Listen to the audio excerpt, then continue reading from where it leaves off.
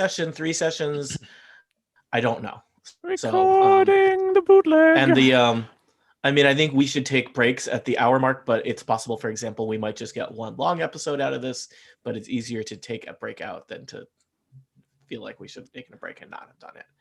And I feel like at some point, suddenly things will start to happen very fast. I don't know. Or also, there could be combat, at which space things start to happen in So we're now live on slow. Live. Oh, I know what's happening. Do you have the thing in the window? It's weird. It looks weird, but I think I know what it is.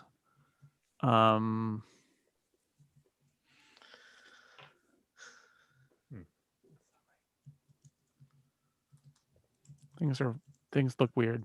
There we are. Now I fixed it. Oh, I did it. I knew what box to check in Zoom. Hooray. Yay, good All right, job, well, that Jason. is our YouTube link then, which I will put here.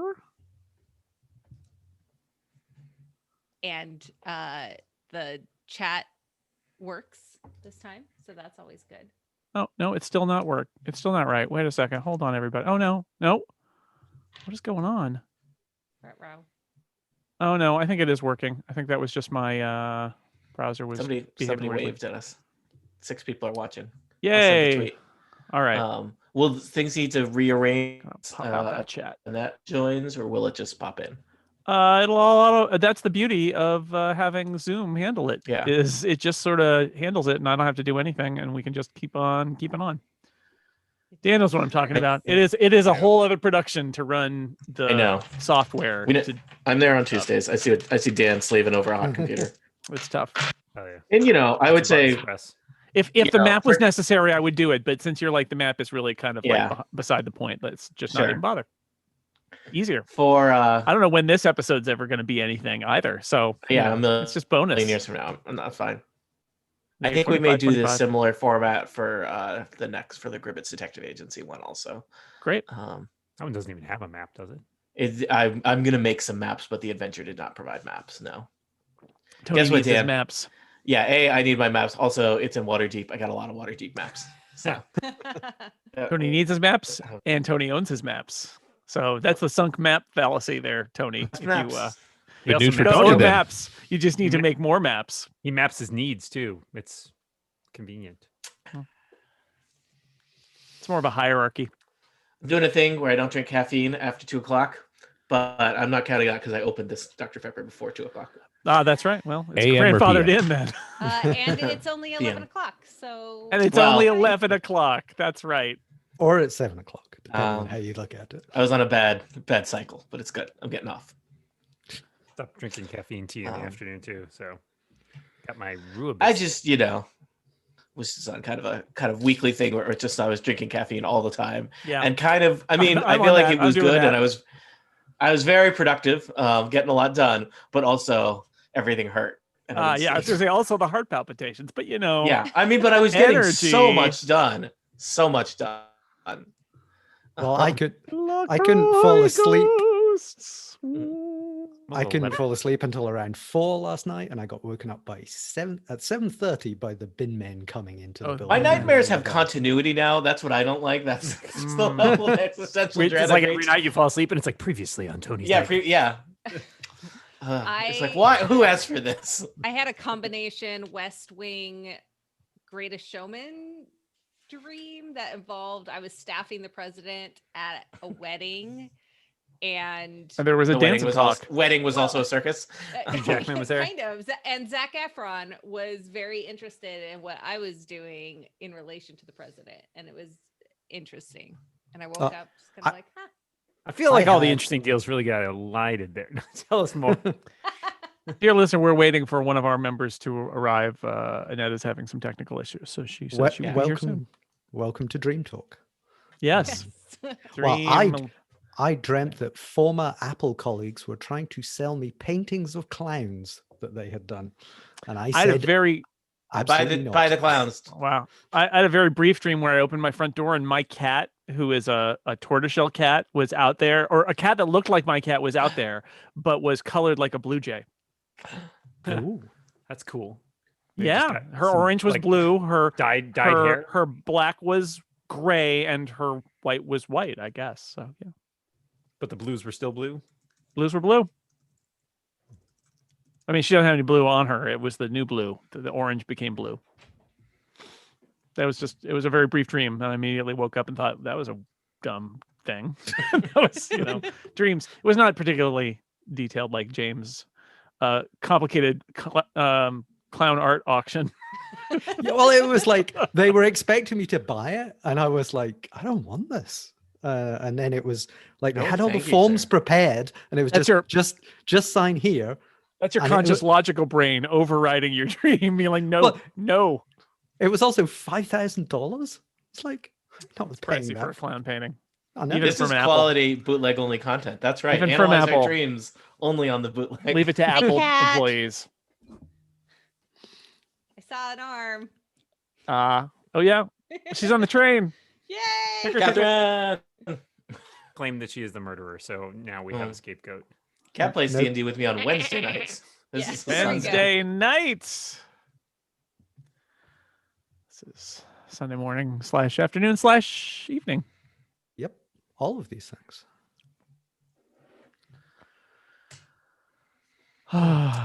Any other good dreams out there?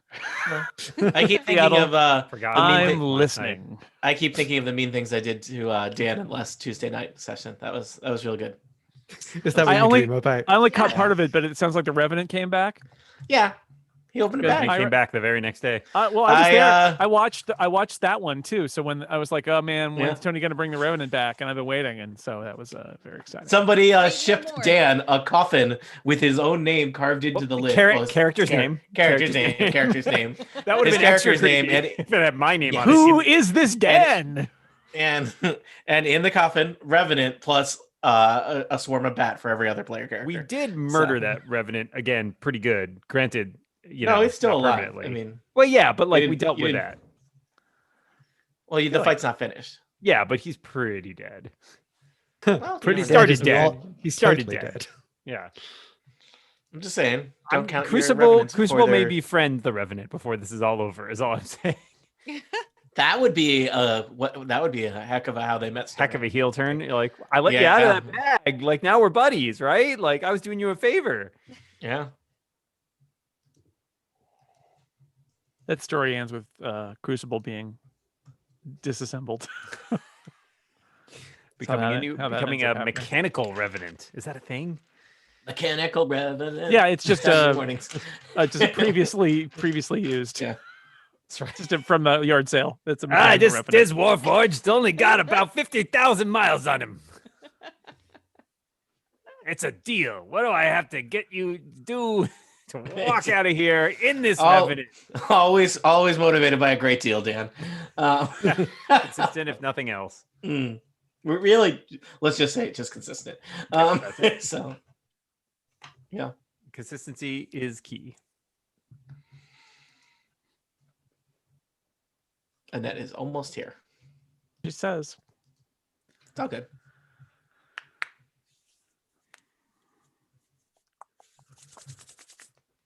I got nothing else exciting to report from Massachusetts. It's very cold here. I haven't left my house much. I did not leave the house yesterday. It's sunny now. I left the house on Friday. We have a sunny weekend in between rainstorms. Oh, it's sunny here. It's just I mean, it's sunny here, but it's also 25 degrees. Yeah. Fair. 60 degrees. Yeah, I went downtown on Friday and it was 9 degrees. And I was like, what? Not even double digits. Unacceptable. Yeah, that's the coldest I've ever experienced outside of maybe a ski resort or something is that the day that I was in Boston for an IDG meeting at Post Office Square, and it was 8 degrees. Yep. And my brain was like, single digit for a temperature? What is that? And it's not Celsius. No, and as long as Annette's not here, we can talk about this. That was really unpleasant. Edmonton. Yeah, I know. That was really unpleasant. We were in a conference room with glass windows, and they had to kept bringing in heaters. Like there were more and more heaters added to the room in order to. Wow. Because so you were in like a modern office building, but it was the HVAC system couldn't keep up with it. Glass. Well, it's the glass. It's all the glass windows were like ice encrusted, and it was 8 is really cold for us. We don't, we get a couple days a year of that regularly. Yeah. We don't get. I will say, recording Inconceivable yesterday in the office with all the doors closed, it was pretty toasty. And then I walked out at like 4 p.m. I was like, the rest of the house is freezing. Yeah. I accidentally opened our garage door on Friday morning, and I had to actually delay my podcast with Dan because I brought in like an extra heater, and I was like, I had to get the temperature back up because I let all the warmth out, and it was The chilly. garage is not directly heated, right? It's not. I have a little electric oil heater on a timer. But it's not like it has any heating system or anything. No, it's not connected to our forced it's a air garage. heat or anything. So yeah. But it's adjacent to the house, so it steals heat. Let me talk to you about heating a little bit. whole separate house at the same No, time. I mean, but I heated it up in the morning on the timer, but then I opened the garage door for like an hour without realizing it, and it went back down to 45 degrees out here. So was this a smart garage door mistake or no? It was the dumbest of garage door mistakes. Oh. I had a little remote that was on the counter, and I knocked over a half or 3/4 empty bottle of hand sanitizer, and it seems to. I like the specificity there. Half was not accurate enough. So it's so light that it's just got a little on the bottom, very easy to touch and knock it over. And I think the little pump actually like hammered down and hit the button on the. Wow, that thing's been moved now. Hit a marble, which then rolled. Yeah, fell down. Anyway, it was cold out here. By our standards, I have to just say by our standards, not by Boston or Edmonton standards, let alone Pacific Northwest standards or Scotland standards. Oh, Scotland has no standards. No standards. Well, I mean, look, I've been there. I can vouch for that. Yeah, they let me in, is what I'm saying. So the standards. Dan, they did kick you out. I mean, they gave you a very limited visa. So that's true. I left of my own volition. That's what we wanted you to think. Be back. So I guess that's the killer and done. Yep. Yep. The end. The end. Good job, everybody. Podcast over. Nice job, everybody. Thanks for putting so much work into your backstories. That was great. Usually with Dog and Pony Show, we would not start the stream and people would be like, "What's going on? Is this happening?" But now look at what you were missing out on, stream. I just figured people were maybe tuning in at the top of the hour, so why not give them what they want, or at least frustrate them about what they want by giving them what they don't want, which is us just sitting here doing nothing, shooting the breeze. Desperately don't want this, but they get it anyways. They get it for free. You didn't pay anything for this, unless you're listening to the bootleg, in which case you did. Yeah, sorry. Appreciate you or the video bootleg. Yeah, that is what we appreciate about you. That is what we appreciate about you. Professor Trishes says that making Letterkenny references. I enjoyed do them before the Canadians come. I just listened. I don't know how nearly making Letterkenny references, I'd say. I did listen to the Incomparable Letterkenny episode. I enjoyed it. And then I went and watched the episodes that you all had voted on as your favorites. And I was like, yes, these are the good ones. Yeah. Yeah, that was also one of those cases where somebody on the podcast decided to have us all pick our favorites when nobody had prepared that. You made good choices under that situation. Yeah, I'm frantically looking at Wikipedia, seeing what episodes I specifically remember, and then can. Yeah. Annette is joining us momentarily. She says. She says. She said she just needs my home internet connection will flake out. Yep. I wish I had better internet, but that is life. And I wish all the internet was better. Yeah. Look today, because I was trying to figure out about the other cable provider in our town. I was like, oh, they offer that like great introductory rate. Standard rates apply after 1 year. Trying to find the standard rate took a while. And then when I did, it's a lot. $100 more per month than the normal rate. Per month? Wow. Per month. So yeah, they can give you a great deal if they're gonna then make it was literally went from on $35 a month to $135 a month. Wow. And I was like, are you kidding me? For 250 megabits. Is that RCN? That's RCN, yeah. Okay. And I'm like, I'm not going to claim Comcast is amazing. And frankly, the data cap thing really pisses me off. Yeah. But it's a better deal. Yeah. And that pains me to say. Well, I wonder if their plan with the RCN basically is that as it gets closer to the renewal thing, you can just call and complain and say, hey, I'm switching back to Comcast. And then they'll just drop a lot of times you can. It's just a question of how much I want to deal with that every year. Yeah. Is there a service? Has somebody turned this into a thing where I can pay like $5 for someone to do that for me? Probably because I don't have that ability. Yeah, unfortunately, you probably have to give them a bunch of your personal information, which is the difficult part. Oh. Yes. No, I want a dedicated haggler. I can't win those situations. If you go to a dedicated haggler, you'll end up paying them all your money before they do anything. It's true. It's not. I need an ethical hag. I would want to give them 50%. I want my dedicated haggler to have a guaranteed no haggling rate. Yeah.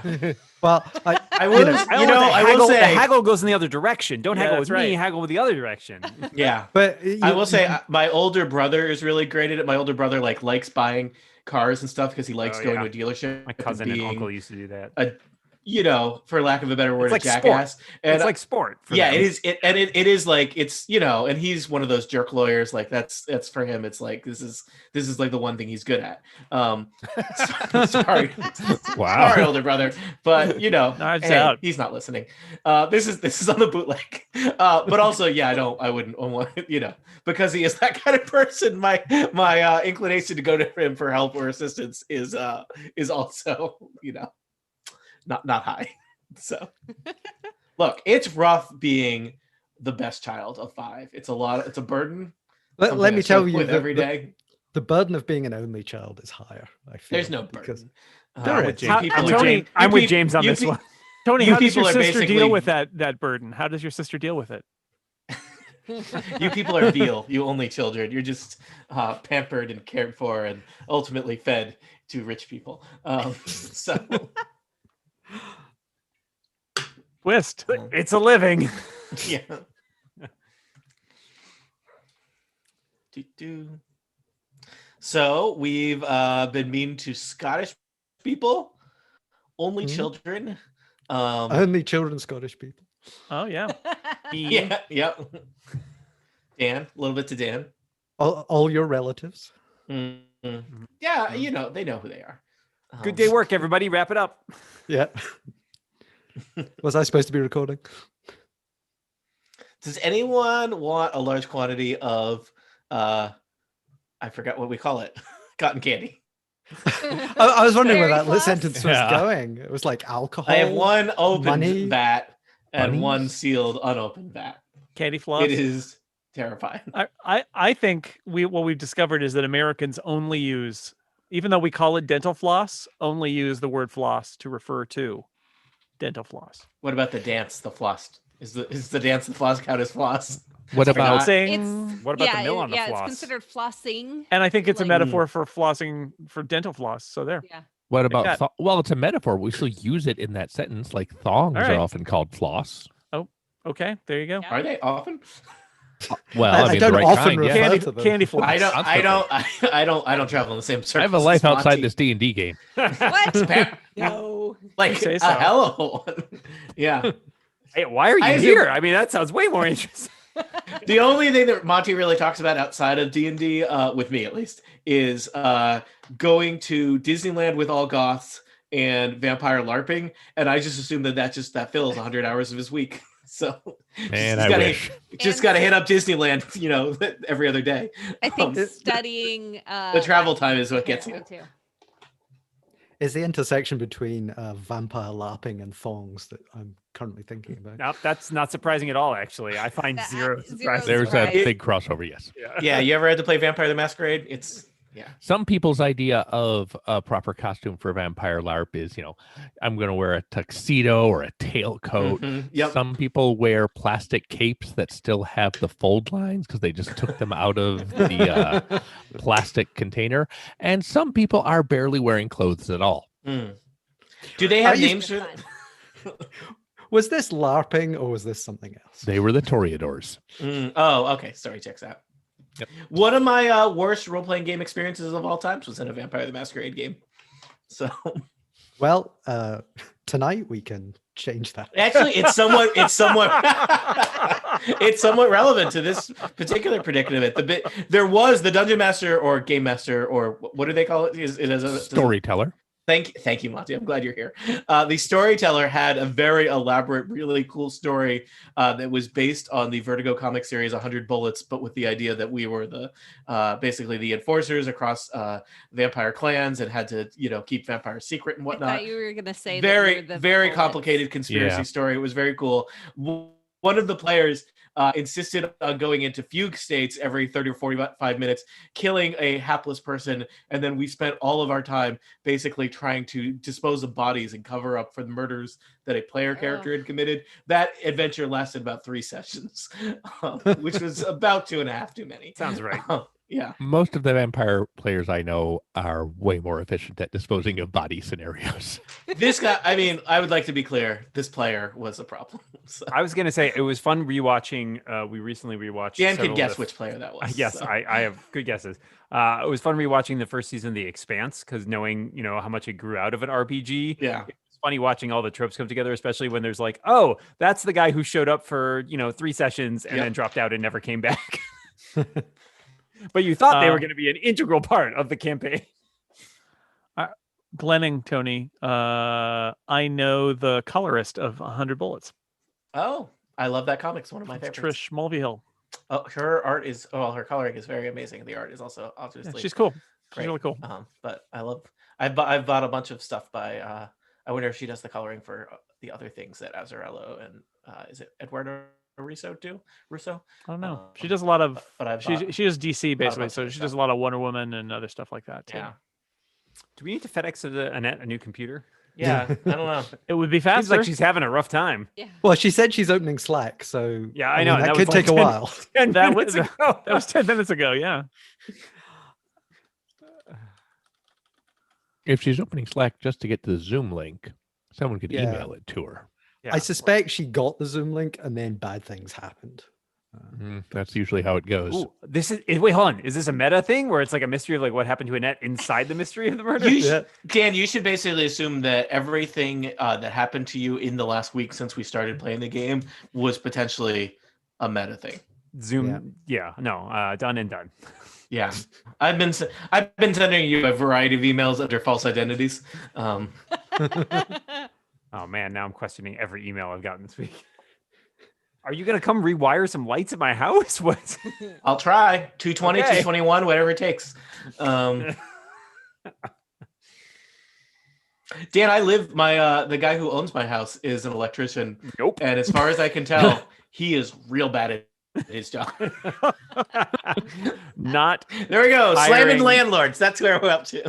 also Yeah, not listening to this show. I cannot recommend his work. Highly enough? No, you mean lowly enough. We had when cannot we bought our recommend it. house, we had a friend of Lauren's, her husband is an electrician, and he did some rewiring for us. And like 3 months after that, they got a divorce. And it's ever since then, it was sort of like, oh man, like it's like, don't break the seal, because it's like we can't call him, and nobody else knows what he did.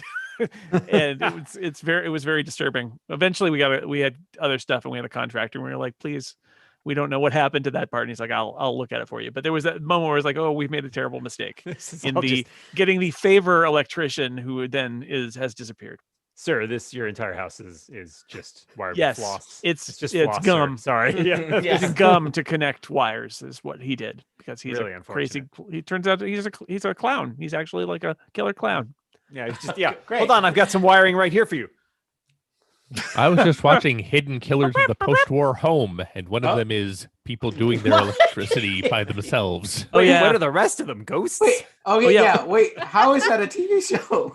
Oh, it's so Because- good. oh, It's a man, British the- historian. They got Hidden Killers of the Tudor home, of the Edwardian home. Oh. And when you get to the post-war home, it's like, well, Britain's actual trained craftsmen were all busy rebuilding the country. Yeah. So people who wanted to, do their own home were encouraged to do some home stuff, like put in your own coal fire and electricity. Sounds perfect. No problems. See, No problems. our house was post-war, and so it's in that boom construction where it's construct as cheap as possible. And every now and then we find something that, and every house in this neighborhood is essentially the same.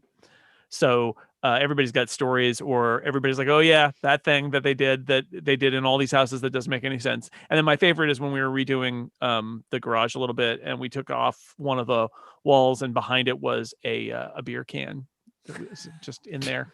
when we looked at houses, literally Burgermeister. every house in New England you go into, there's 100 always years something, old. there's always something where you walk around like, all right, fine, yeah, and then you get to something that is always just weird. It makes no sense, and it's not like any of the other weird things that you've seen. There's a carpeted ramp here. One like, why the hell did anybody do this? And the answer is there's a certain amount of years that if people live in a house for a certain number of years, something weird happened. A weird thing will happen. And I don't know what that number is, but it's probably like 80 agree. years or 70 years that you will guaranteed somebody will make a bizarre home improvement. Right, because they'll just be sitting there going like, well, this doesn't. That's our show. Really, there's by the not way. really like a Bizarre good home way to do improvements. Yeah. James, is We here to already tell us had a that moment of that. Every yeah. building in Scotland is 400 years old and was originally built by ghosts. Yeah, I mean that's not far off, really. Certainly, the university was like that.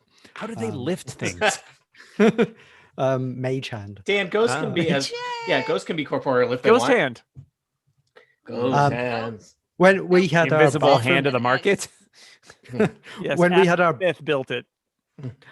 bathroom got redone, No and this microphone was, attached in it. and they put the pipe that came out of the back of the toilet going uphill. That is not good. I've only owned a house for a little bit of time, but I can already list all the things I don't feel confident doing. Dan, have you found anything mysterious in your house, like where like it turns out the furnace was actually 4 skeletons stapled together or something? There's definitely some stuff where it's like this was a bizarre choice, but nothing quite that bad yet. That just means you haven't found it. Yeah, That's true. It's still in the offing. the attic is 85% bats. I'm here. Great information. I got Hi, Annette. here. Oh my Hello. God, that was like stupid computer. We've already convicted you, and Yep. it's going to be a I very know. short adventure. I've been hung. James actually just cracked open one of the windows and Get tossed you me out. out. Yeeted you out As the he window. does. Yeah. Awesome. Well, it's good to know you're all on my side. All right. Sorry about that. Man, It's a Uh, really okay. tricky computer. I never and did need hit a new record. one. Well, good. Now do that now. Start recording. Sure. Yeah, everybody should start Yeah. recording. Recording. I'm ready. I mean, consider there was a- sending a follow-up tweet saying we're going to actually play now, but whatever. 19 people are watching this. Suckers. Sorry, listeners. They've been listening to our home Recording. improvement Nice. / toilet chat.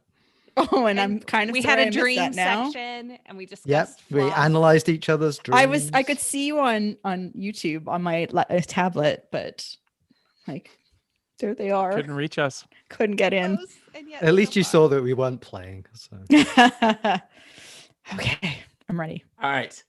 All right, let me just check in. Everybody is recording. Mhm. Jason is streaming. We're recording in Zoom. If you want, you have the Google Doc with the notes open. I've got my stuff. You've got your character sheets. I got some physical dice. You may have virtual dice. I can close the work-related tabs I had open. Everything is great. Listener / bootleg / whatever. Today we are going to finish up the Murder on the Eberron Express adventure. I really don't know where this is going to go. So thanks for going along with us.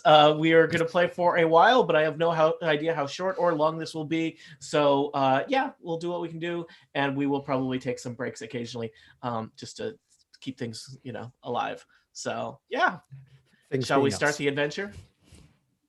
Let us- Anyone saying they're not ready? Looks like everyone is ready. Okay. If people are so inclined, sorry, Tony. I know some of us added our pronouns, some of us did not to our Zoom names. If people are so inclined, just throwing that out. Do that. I did that and it's reverted. So You can click the little 3 dot, or as some people call it, the Twinkie button, I believe. Ah, 3 Dot Night, my favorite band. You need to get better taste in bands, Dan. Eli's coming. I Jeremiah was a dogs. bullfrog. Admit it. Mm-hmm. I just one dog night is too much for me, So The 3 dot for night no- is basically an entire adventure told as a Herb Kane column. Strange. It's when That's- it's very cold. so Did you I have to go to have grad school to dogs get on that- your to bed. that You joke? guys should be used to that. The 3 dogs. It's, Yes. It's Ted Night. It's Michael 3 dot. Night. And do we have a third night? M. Night Shyamalan. M. Night Shyamalan, just to mix it up. yeah. Twist. Well, no, I lost my and train of Batman. thought, so And we're Batman. done. We're done. This podcast is over. Who killed who? They keep Welcome back. promising that.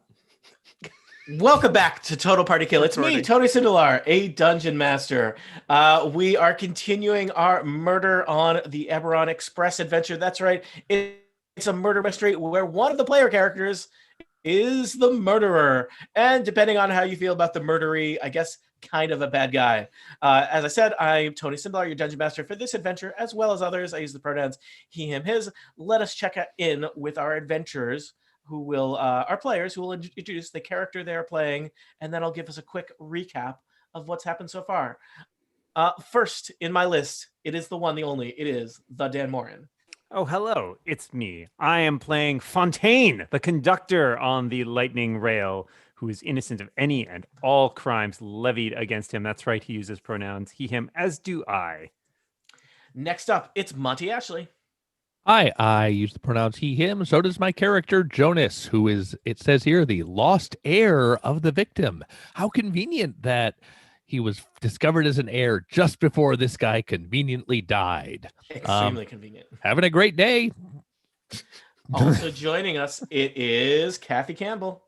Hello, I am playing Kaili, and both of us use she, her, and clearly I am fully innocent as the secret lover. Jonas suspicious, Fontaine suspicious, everyone's suspicious except for me. Everyone suspicious. Once again, Kathy Next- reveals the secret lover. Not very secret That card anymore. right away. I mean, She's not good at secrets. You know, it's out in the open now. We That's clear. established Also, last time. Terrible secretary. Yeah. Also, I'm unclear how secret it was before. Next up, it's James Thompson. Also he, him pronouns. I'm playing Athor Ardent, an academic artificer. He seems to have developed quite the appetite this morning, but is it an appetite for murder? Yes. What other appetites is it? That's super Destruction. sus. Yes. Destruction, clearly. It could be. Your Honor, my appetite. Breakfast. If I did not have if I have an appetite for murder, clearly that would have been sated by being the murderer. So I am in doubt, not the murderer. His Yes. appetite for murder, only second to his appetite for breakfast. An Yes, appetite for it's the disposing of pretzels. evidence. I Type didn't Also dispose here- of it. I made us all safe. You did both, but questionably. I didn't destroy it. I just moved it. All right. I hope you get a good lawyer. I mean, technically, I didn't move it. It stayed in the same place, and we moved. All away right, from all it. right. As your attorney, I advise you to shut up. Yeah. That is, I've been told, a very important piece of legal advice to give out to your clients. Also joining us, it's Annette Weirster. Hi, Annette. Hello. I and my character Valente are she, her, and I am some people call an ice queen. And I barely know these people, so why on earth would I murder any of them? Indeed. You don't have to know me last but not very least, much to. Shh. Yeah. Last but not least, unless I forgot somebody, it's Jason Snell. Hello, I am playing Kalen, and he is a guy who lives in the pool house of the deceased and is a cool dude because that's his name. He's Cool dude. way to spell out the joke for everybody. All right. Oh, So COULDOUDE. mm, I just realized where your first name came from. It's a family name. Oh, you figured it out. That's good. Reference to college. Thank you. mm. Mr. Cool Dowd. It's a layer cake Yeah. of references. Is it? I mean, it's more like a pancake. It's not really. Yeah. It's a sandwich with Barely nothing a in the crepe, if middle. we're being honest. Yeah. It's a sandwich, but nothing in the middle. It's just two pieces Nothing of in the bread. middle. Yeah, it's just- Yeah. I mean, really, it's just one piece of bread with a top and a bottom. Yeah. It's some peanut butter toast. Okay. So was he. Yeah. His life was like an open-faced sandwich. All right. Sorry, we went to Gritty Noir there for a second. Sandwich-based noir. It's going to be one of those sessions best today, noir. listeners. Thank you for Be sticking great. with us. So what has happened already on Murder on the Eberron Express? Well, there has been a murder. They shouldn't have One- named the train that. A murder? Yeah, well, It sells a lot of tickets, though. yeah. One Egan Baker, artificer, really, I guess, honestly, at this point, reviled, successful inventor, and all around not so great guy was found murdered, dead in the dining car of the Eberron Express, shot with his own prototype silenced pistol. twice in the back, as you do. People on the train are concerned with who. Sure, Egan Baker was not the greatest of guys, and maybe some people would want him dead, but they wouldn't have killed them themselves, of course. In addition to our player characters, they're also journeying alongside with them are Egan Baker's business partner, Leopold Henderson V, and his wife, Evelyn Baker. And I think people are very concerned with right now is who is the murderer and how do each of us not get murdered by that person. There has been a lot of questioning. We have learned some complicated backstories about various people and their various intercomplicated relationships with Egan Baker, the Baker family, and so on. It turns out that in addition to the group explicitly traveling with Egan Baker, there are a variety of other people on the train who have some connections to him as well, which we have learned about.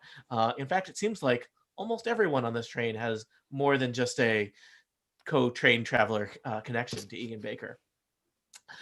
Some of the carriages have been searched. Some of them have not.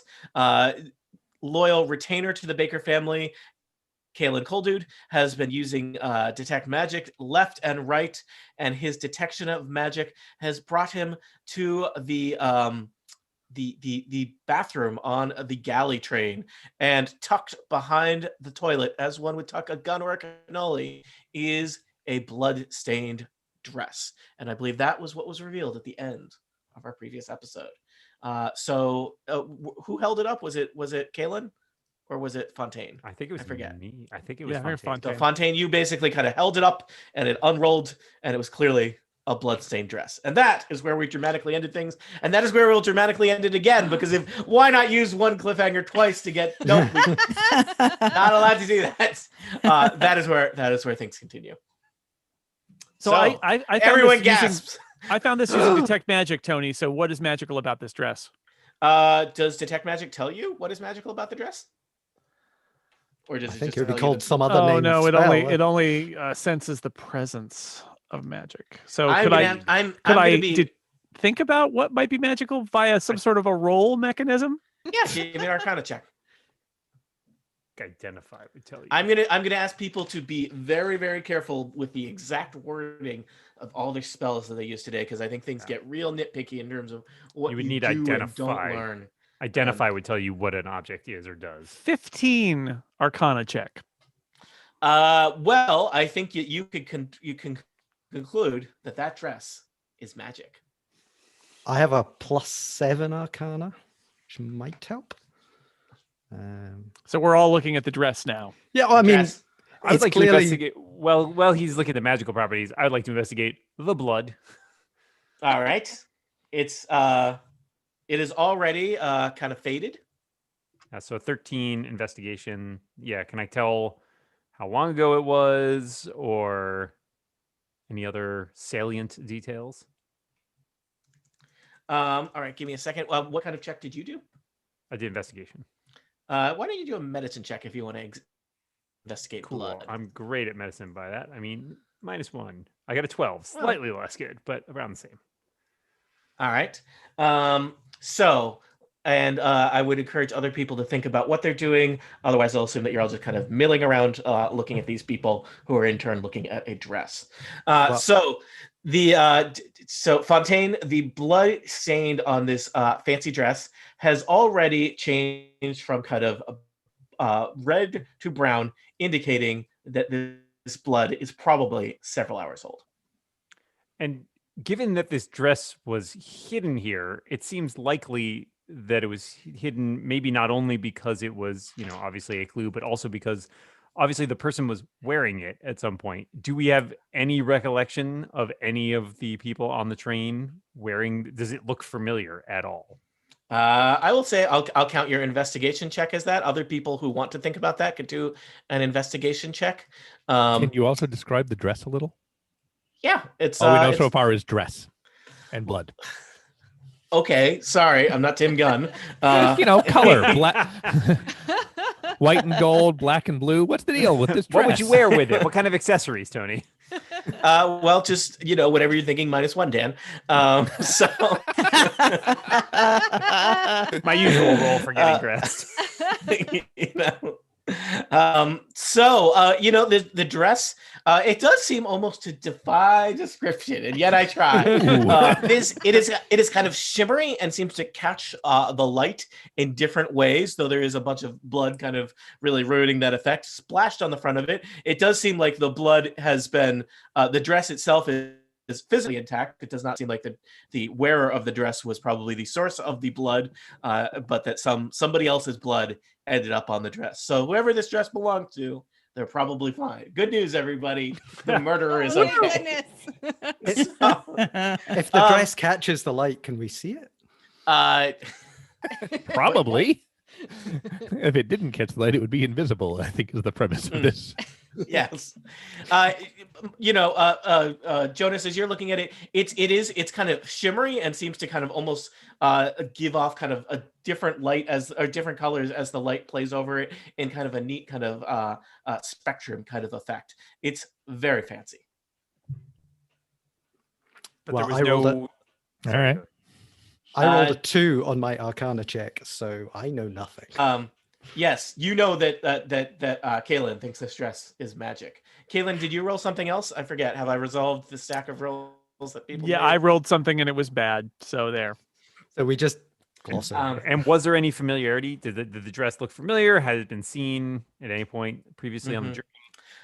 You Left rolled over from a previous train ride where somebody else was 14 murdered. investigation. 13 investigation. Fontaine, you don't think you've seen this dress before? It is very fancy. Someone worked for the purpose of murdering someone. Well, Tony, I mean, I have a question about the 2 female identified members of the PC group. okay. What race are they? Are they both humans? I believe Kaylee is a halfling. Kaylee, is that correct? Kaylee? We can't hear you. Can't hear me? Oh. No. There we go. We can hear you now. Oh, weird. Yes, I am a halfling. And Annette, can you That's a remind? great question. I am What's an it? Arctic druid, an Arctic elf. I would like to employ my knowledge of height to determine which of these people this dress would most likely go on. There's Right, also make a it- wife. Make a Yeah, height check. Evelyn Baker over in the And corner. Evelyn Baker. I would also point out I have seen enough crime stories to know that just because it's a dress does not necessarily mean it was somebody female who was. That is also some classic Scottish wisdom there. Well, I mean, if you haven't Yeah. been there, I Yeah. don't know Well, what to for tell you. example, it probably, I mean, if it fits Kaili, it probably doesn't fit Jonas, right? Like, So Tony, Yeah. what kind of dress is this? Is it a halfling sized dress or a medium sized humanoid sized dress? Make me a quick investigation check. That is the closest for dress. Dress check. I Size rolled check. a Like Sizing. 10. maybe the dress comes down to the knees on one and Yeah. is a high dress on another. 12. I'm sorry, 12. You are not certain, Jonas, and it does even, I'm going to be very generous here. It occurs to you that some magical objects are capable of changing size and dimensions to fit the wearer. I'm going to be honest. If all it is a dress that automatically fits whoever puts it on, that's plenty of magic. This thing is going to make 1,000,000 gold pieces. Does anyone else want to attempt to identify the dress or what's going on with Yes, I the do. dress? All right. Didn't you try and fail? Oh, was that what I was trying? No, I was trying before I was. Oh, I was trying to see if I had seen it on anybody before, and I failed that one. Okay. Do I? Am I out? Tell me if I shouldn't roll anything. Roll an Arcana check. Nope. Okay. Fail. Good times. I will We know- also, I yeah, would like to. I'll Ah. roll Arcana. I can speak today. We know nothing about fashion. That's what we're learning. 12. You're not sure. No. Does seem like it's magical. I will now see if I can roll Valente? higher Yeah. than a 12. And I rolled 17. So, Valente, you're an Arctic elf. You're a complicated person with a backstory that we've not fully explored yet. You recognize that this dress is specifically a glamour weave dress, which is a magical object. And specifically, a glamour weave dress, or any object potentially made out of glamour weave, is very, very fancy clothing, very expensive, and indeed magical, because it is basically imbued with magic that allows it to change its cosmetic form and function, both structure, color, texture, what have you. So, sure, the Glamour Weave dress costs as much as, I don't know, 1,000 regular dresses, but it can be 1,000 regular dresses, because it can take on almost any type of look, limited only by the imagination of the wearer. But you still need to have more than one, especially if you get it covered in blood. So I mean, Always the pack 1,000 second. dresses But is do probably you? a better deal. I don't hate the splatter of blood, if I'm being honest. That looks great. And really So- accentuates and the- isn't Can that a I- little bit suspicious? Can't It you is just a day and glamour, night get- look. Can't you glamour the blood off of it then? Well, no, you just make the dress a sort of dark red. Nothing You're more fine. glamorous than some blood. It is totally possible to remove blood from fabric, even magic fabric. Perhaps it suggests to you, Valente, that somebody was in a hurry and did not have time or inclination or access to do that, and needed to hide away a dress in a rush. Well, if Caleb it was me, did a I would have magic thrown thing it out the earlier. window. So Sorry, Hang I on, couldn't hang on. hear- This is important. Kalen, Mr. Cool Dude there. You did a thing to that blanket, Prestidigitation. removed it of blood, Indeed. Very simple spell. but you didn't. If you was wearing this dress, you didn't do it to that. Good sign for you. I am. That's cool. I try not to do extra work, but you're right. If I killed somebody, I would probably prestidigitate away the evidence. And Well, unless, of course, it was intended as a red herring to point the evidence to someone else. Well, no. Right. Kaelin may not have been the first person we suspect of wearing Leopold a Henderson V says, "I don't know herrings, but it's very red. You're ruined, Right. sir. If it was I'm ruined." if it was me, as I think we've established, I'd have thrown it out the window. Yeah. So Has anybody seen this dress before? Is anybody familiar with it? well, if it could look No. like any dress, I don't know if I've seen it before.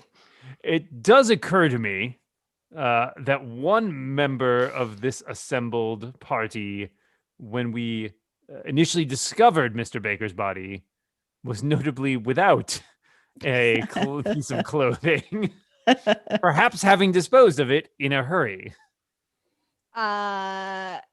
No, because you came with me back to the room where we got dressed. Indeed, but how many pieces of clothing might you have brought on this trip? More than one, presumably, but you may still have been attempting How many to- pieces of clothing did you bring, sir? I am the conductor. I am wearing a uniform. Do you This need is to my have job. do you need to have a dress specifically for murder? That's fine. I was Yeah, just it's trying called to a narrow military- it down.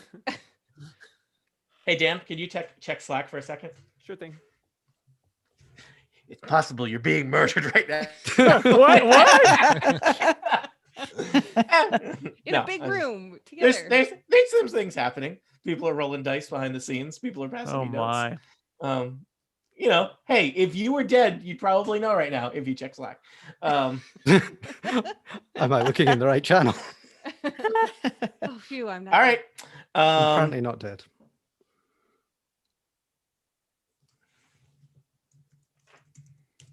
Okay. So, sorry. Continue your berating of each other. Merely an observation that if we are looking for someone who did not have a piece of clothing, that points in a certain direction. But I'm not suggesting that that is the only explanation. If you have an alternative, I'm more than willing to hear it. It's entirely possible that somebody, like, just because I was not wearing clothes at that moment does not mean. Why were you not wearing clothes at that moment? Why was I? Is that what you said? Yes. This is a family show. Yes. I think we established why. I can certainly No, but provide an alibi. You're supposed to say it. I mean, Jason, All right. this is your network. I mean- I think he's Well, just looking for you to say secret lover. You were in you left. You were busy in your cabin and not wearing anything and ran out, having heard the scream. Is that what Yes. you're saying? That would be accurate, correct. And Professor, although you say you can provide an alibi for this, you have admitted that it is possible she could have left your cabin without your notice. Indeed. I don't think so.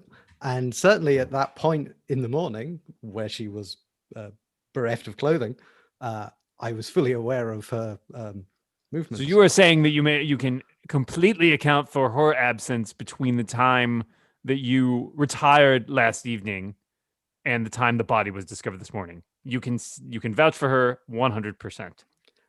I mean, I can vouch for her 99%. I mean, were you asleep during the night? Yes, but I didn't have. I freely admit there was nobody there to vouch my. So what I'm hearing here is you don't have. This an is alibi called a and we redirection. do. Oh my. You have offered yourself up as an alibi, is what you are saying. I truthfully stand before you, and to the best of my knowledge, 99%, yes. All right. What were you doing, Dan? Fontaine. I retired for the evening to my cabin after having walked up the galley and closed up. And then I came out to do my rounds in the morning, and I discovered the body, as we all know.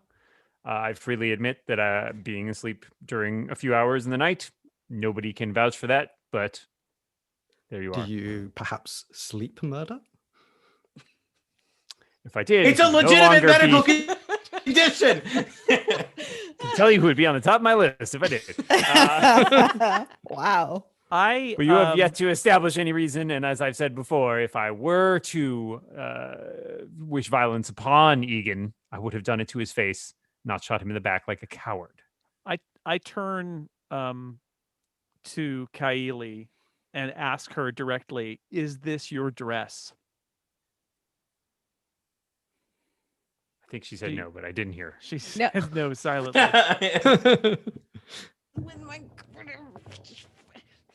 No. Tony, Yeah, all right. Well, insight on that? Tony, yeah. Can I try to see if I perceive her as lying or telling the truth? I rolled a 0. I rolled a 0. All right. Sounds great to me.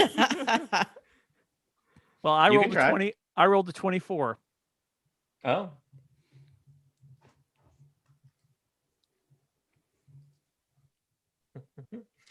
You feel confident that she is telling the truth? Do I? I'm confident of anything. Yes, More and confident than Dan. Fontaine Dan. What did you ask a question? No, I was just saying I was just- more Okay. confident than you. I You turn train to, butler. I turn to Valente Mm-hmm. and say, "Do you know about this? The source of this dress?" No, it's not my dress. I have one like this, but mine's not covered in blood. Do you have it on the train, madam? Yeah, it's in my suitcase. Would you care to produce it for us? Sure. That sounds like a good idea. Field trip. What is that insight, Tony? Do you want to roll insight? I do. Only a 13. Okay. You feel confident that Valente is being honest with you. I would still like to see the dress, just to Mm. because it's possible somebody Sure. stole it from your. All right. This your is where we get Yeah. worried about train geography. You are currently in the galley car.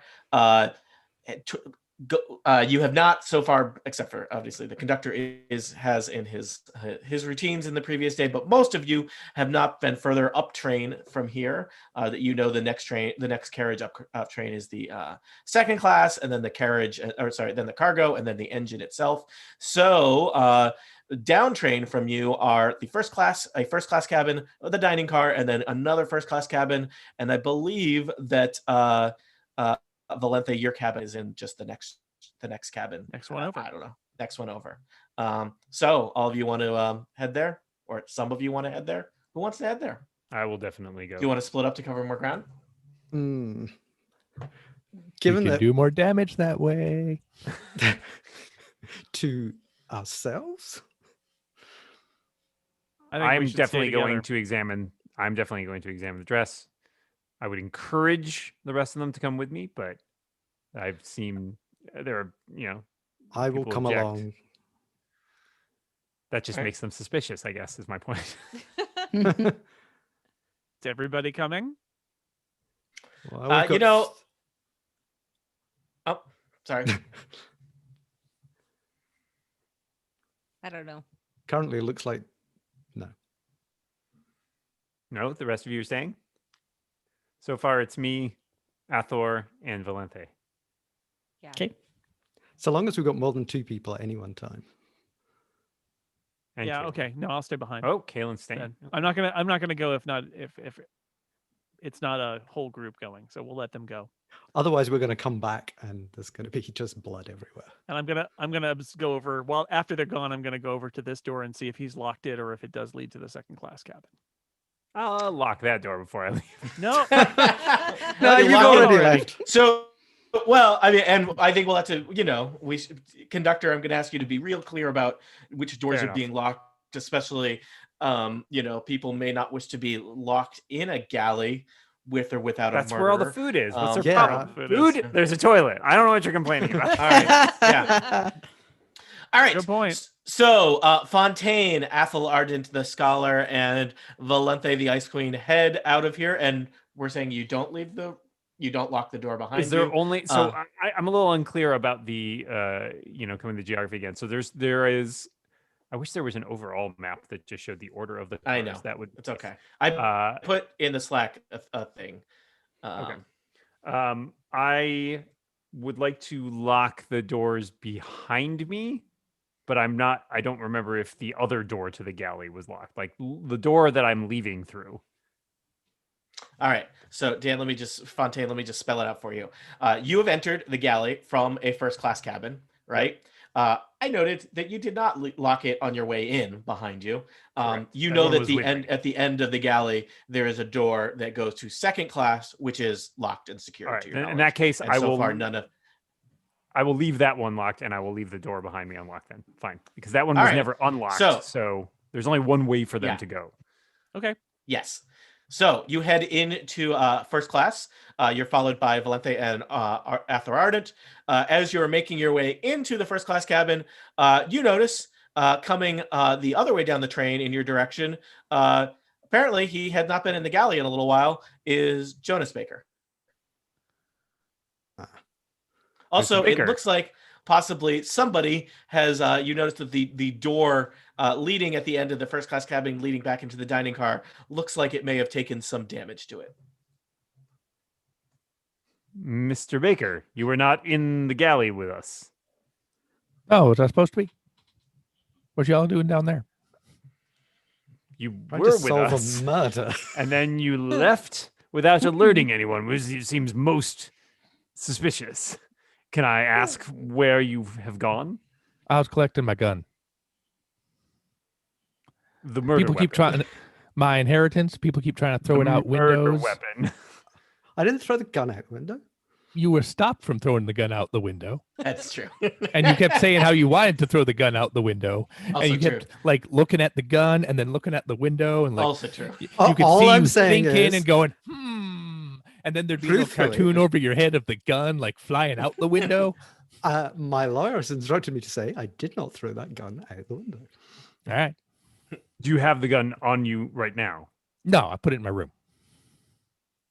We will check on that afterwards, just to be assured of it. More of a field trip, I guess. You're doubting whether I okay. Yes, 100%. Just, you're skulking around a train with a gun. This is not the act of a. I do not It's a object to bad. the item being secured somewhere, perhaps Great. even within your cabin, but I would like to vouch for its whereabouts with the rest of this group so that at least multiple people know of its location, not just you. Okay. But first, we will talk to Madame Valente and confirm the existence of her dress. All right, Madame Valente. I see. So I assume I go in my room and I Mhm. open my luggage I I'll rummage ask that we through keep it. the door open. Well, like we'll stand in the hallway, but keep That's the fine. door open. I have nothing to hide, Great. including, I assume I pull out a dress Yeah. that Okay, is fancy similar, dress. but Glamour not dress. covered in blood. Yeah. It's all kind of shimmery and spectrumy. Perhaps, I mean, you own and therefore probably know how to operate this glamour weave dress. So perhaps you could, if you wanted, just show its magical transformation. Sure, I processes. transform it into various forms of blue and white dresses to show you how fashionable I can be. Could you Madam, walk those up and look down black and the gold. Now make it be white and gold. I do it. Any other Most requests? impressive. Also, I'd Now like a to herd point of runaway out llamas. that it can just be, it's not just a dress. Sometimes it can look like men's clothing too. Most interesting. Thank you, madam. That is No problem. enlightening. Mr. Baker, if you wouldn't care for to lead us to your cabin for a moment so that we may ascertain the location Sure. of the weapon. One question. Just one question. Just one more question. Can that be turned into a conductor's uniform? I suppose so, and I try Great. it. Let's go to my room. Cabin, excuse me. Train guy. Meanwhile, back in the galley, Leopold Henderson V is, not doing great. Evelyn Baker, the wife, also a distraught. Kaylin Coldude, keeping it on cool. And Kaylee, secret lover, keeping it secret. How are things in the galley? What do you want to do? I am staying far away from Kaylin because he obviously doesn't believe me, but also very, very far away from the wife. All right. Kaylin Coldude, what do you want to do in the galley? I want to talk to the wife and see if there's anything that she has not said that that she might know about this. I'm basically going to try to get some more information out of her if there's anything else left for her. Basically trying to say that we're the ones who really cared about this, and it affects us the most because we lived in the house. And I want to try to figure out who killed him, and does she have anything she can say to help that she hasn't said publicly yet. All right, you head over to the wife. She looks basically physically ill at this point.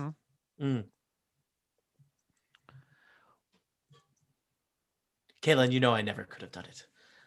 The sleeping draft, it was to keep him away from Kaylee. You understand, right? Yes, but who else do you think? Who else could have done this? Why? Who would have possibly had a motive to kill Egan other than you? Also, it seems like everyone else. Look. Yeah. There's something going on here. The conductor. There's more than to him than it seems. I saw him having conversations with Egan before on the train. They have known each other clearly for some time. Yes. I think we know. But also knew some of that. this lost heir, Jonas, he could be anybody. He could. There was a baby, and we did pay his mother to go away, but we have no proof that this is actually that baby grown up. That could be somebody he met, somebody he was in the war with, or in prison with, or someone he killed. Maybe he's left a string of bodies on his way to the Baker fortune, and we're just the next bodies in the string. Insight check, Tony. Sure. Just because she's an NPC doesn't mean she gets a 12. Yeah, I don't think you have any reason. She seems to believe her words pretty sincerely. She seems afraid of what's going on here, I'm concerned that I am not going to make it to the end of the line. I'm going to lead her back because I want her to. She needs to find a place to sit down. I'm concerned about her because she does look so ill. Unless there's a comfy place here in the galley. It's not that kind of galley. It's all right, well then it's galley classic. I'm gonna take her back through the first class cabin and either sit her down in there or take her back to the dining car or take her back to her car. But I want to get her out of here because she is under distress. Probably don't take her to the car where her dead husband is. Well, we may have to go through there to get to her cabin. We'll see. Yep. She Well, doesn't want to go to the second class cabin, for God's sake. No. Also, the second class cabin it's occupied. So I think that puts us in the first class cabin where the other stuff is going on. You make your way into the first class cabin. Passengers to cargo. Yeah, they love that. Sorry, Kaeli and Leopold are left alone together. Your tickets on the train have been impacted. So you head into the first class cabin on your way further back toward the more comfortable parts of the train, and are somewhat surprised to find that the people who went to search Valente's cabin are not there.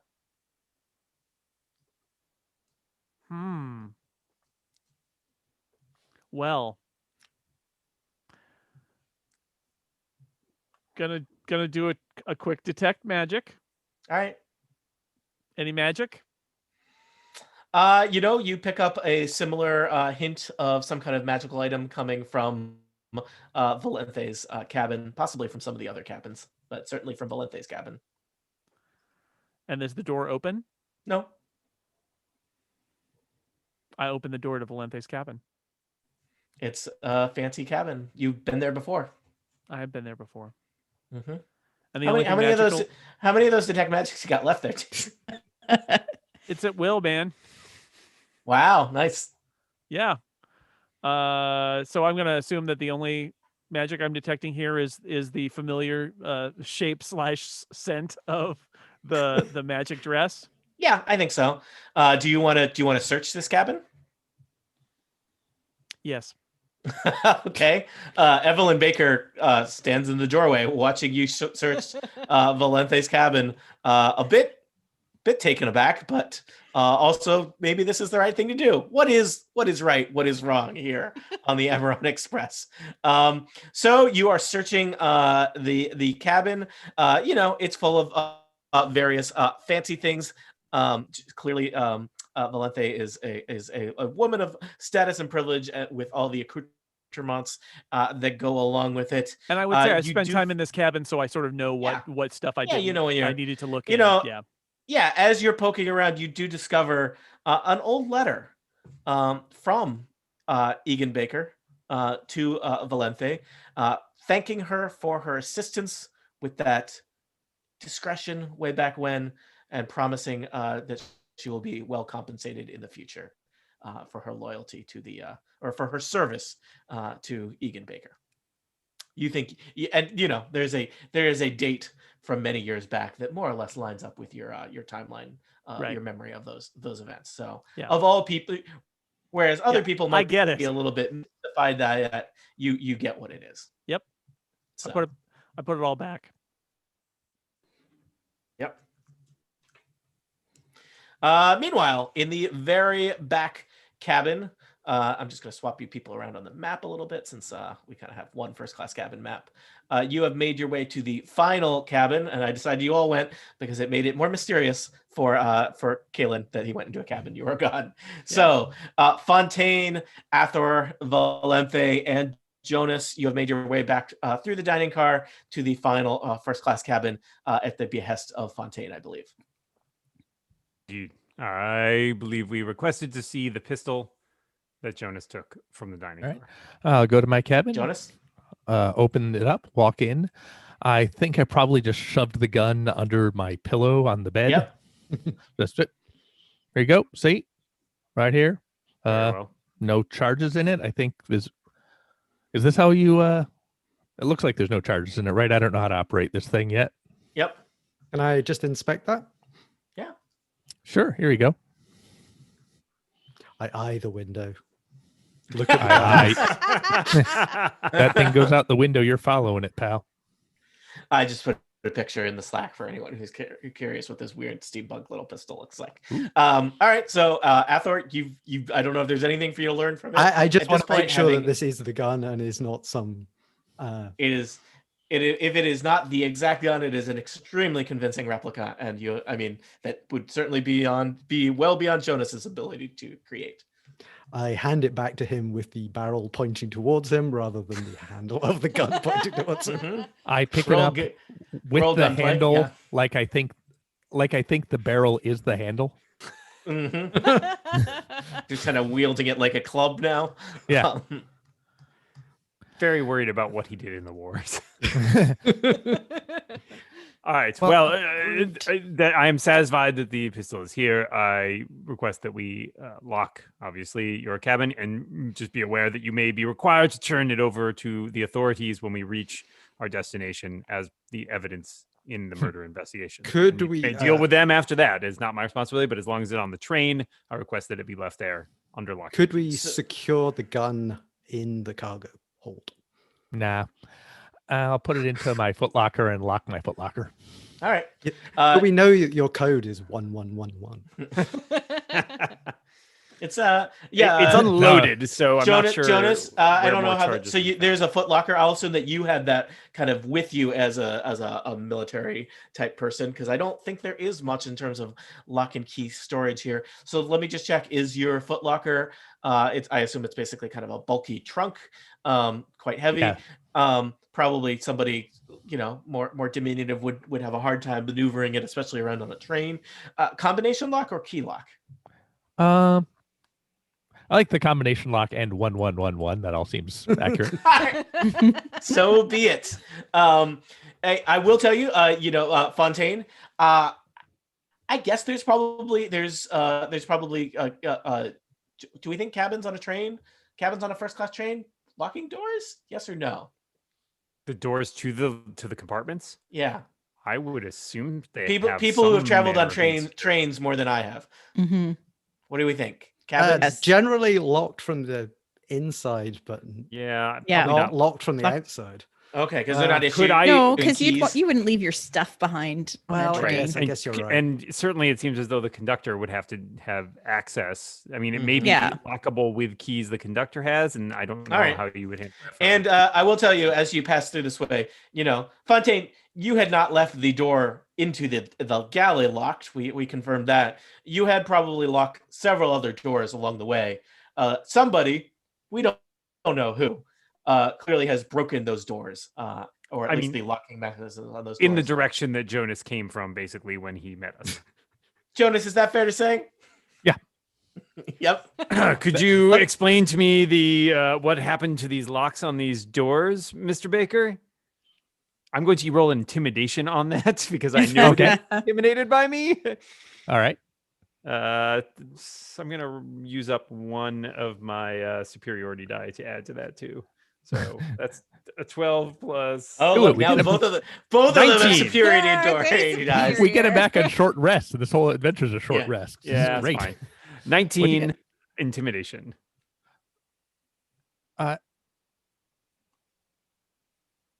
I didn't know these was locked.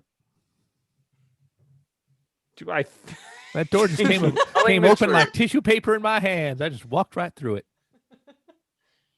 Son, you may have to pay restitution with your new inheritance to the lightning rail to repair their locks. Oh, that's fine. Just bill it to the Baker family, of which I am the heir. We will discuss this when we reach our destination. Are these locks totally unusable now, Tony? I would think so. So which locks has he broken? The one between the dining car and the first class car that my cabin was in. Dan definitely locked that at some point, and I definitely just broke it. Okay. I think at this point, someone just broke it. I would say at this point, you had to go from the galley to the back car, and I think any door that was locked between there and that, which is now broken. So I think at this point, it is the only. The back half of the train is an open air entity for murder.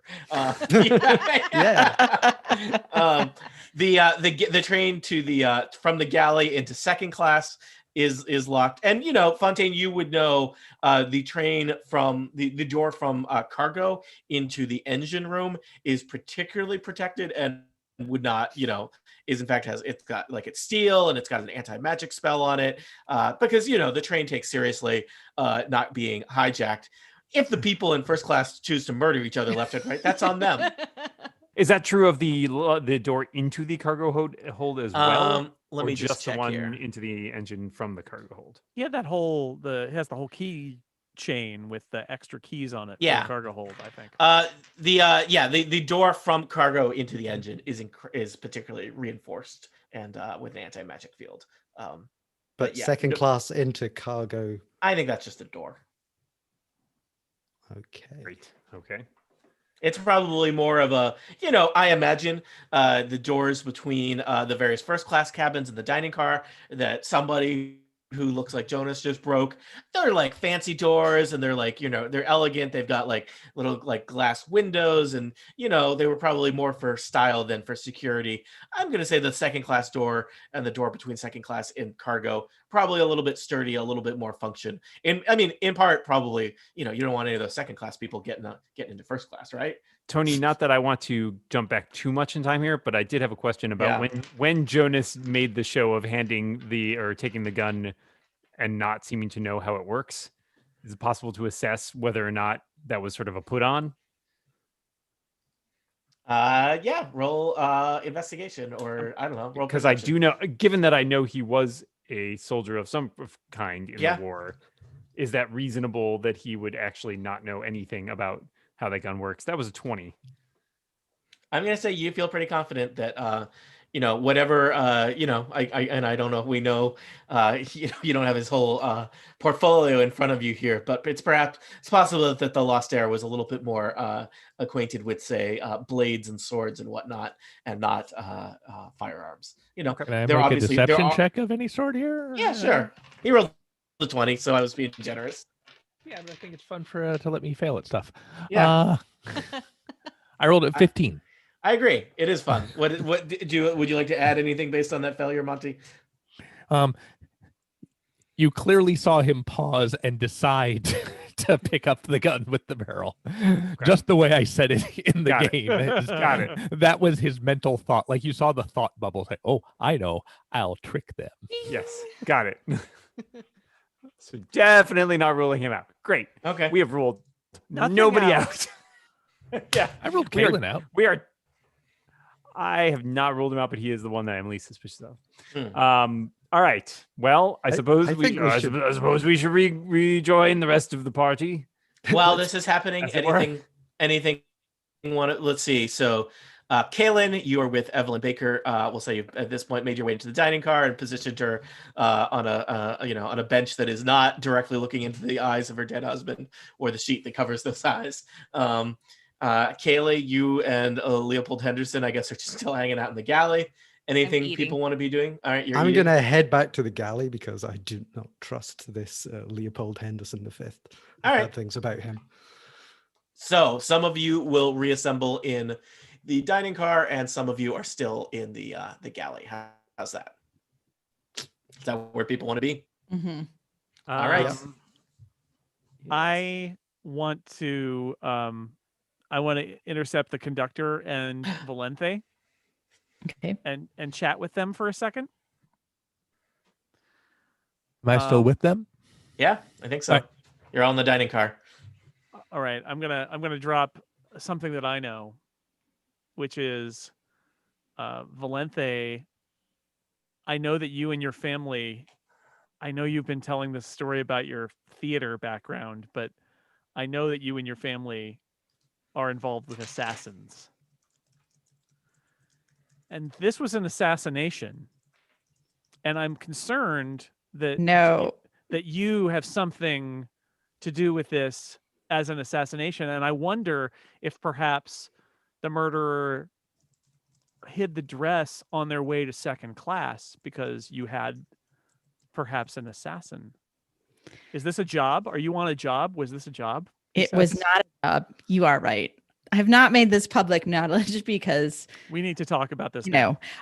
Yes. Well, you know that because I was going to kill you some time ago, but I politely didn't. She spared me. I didn't.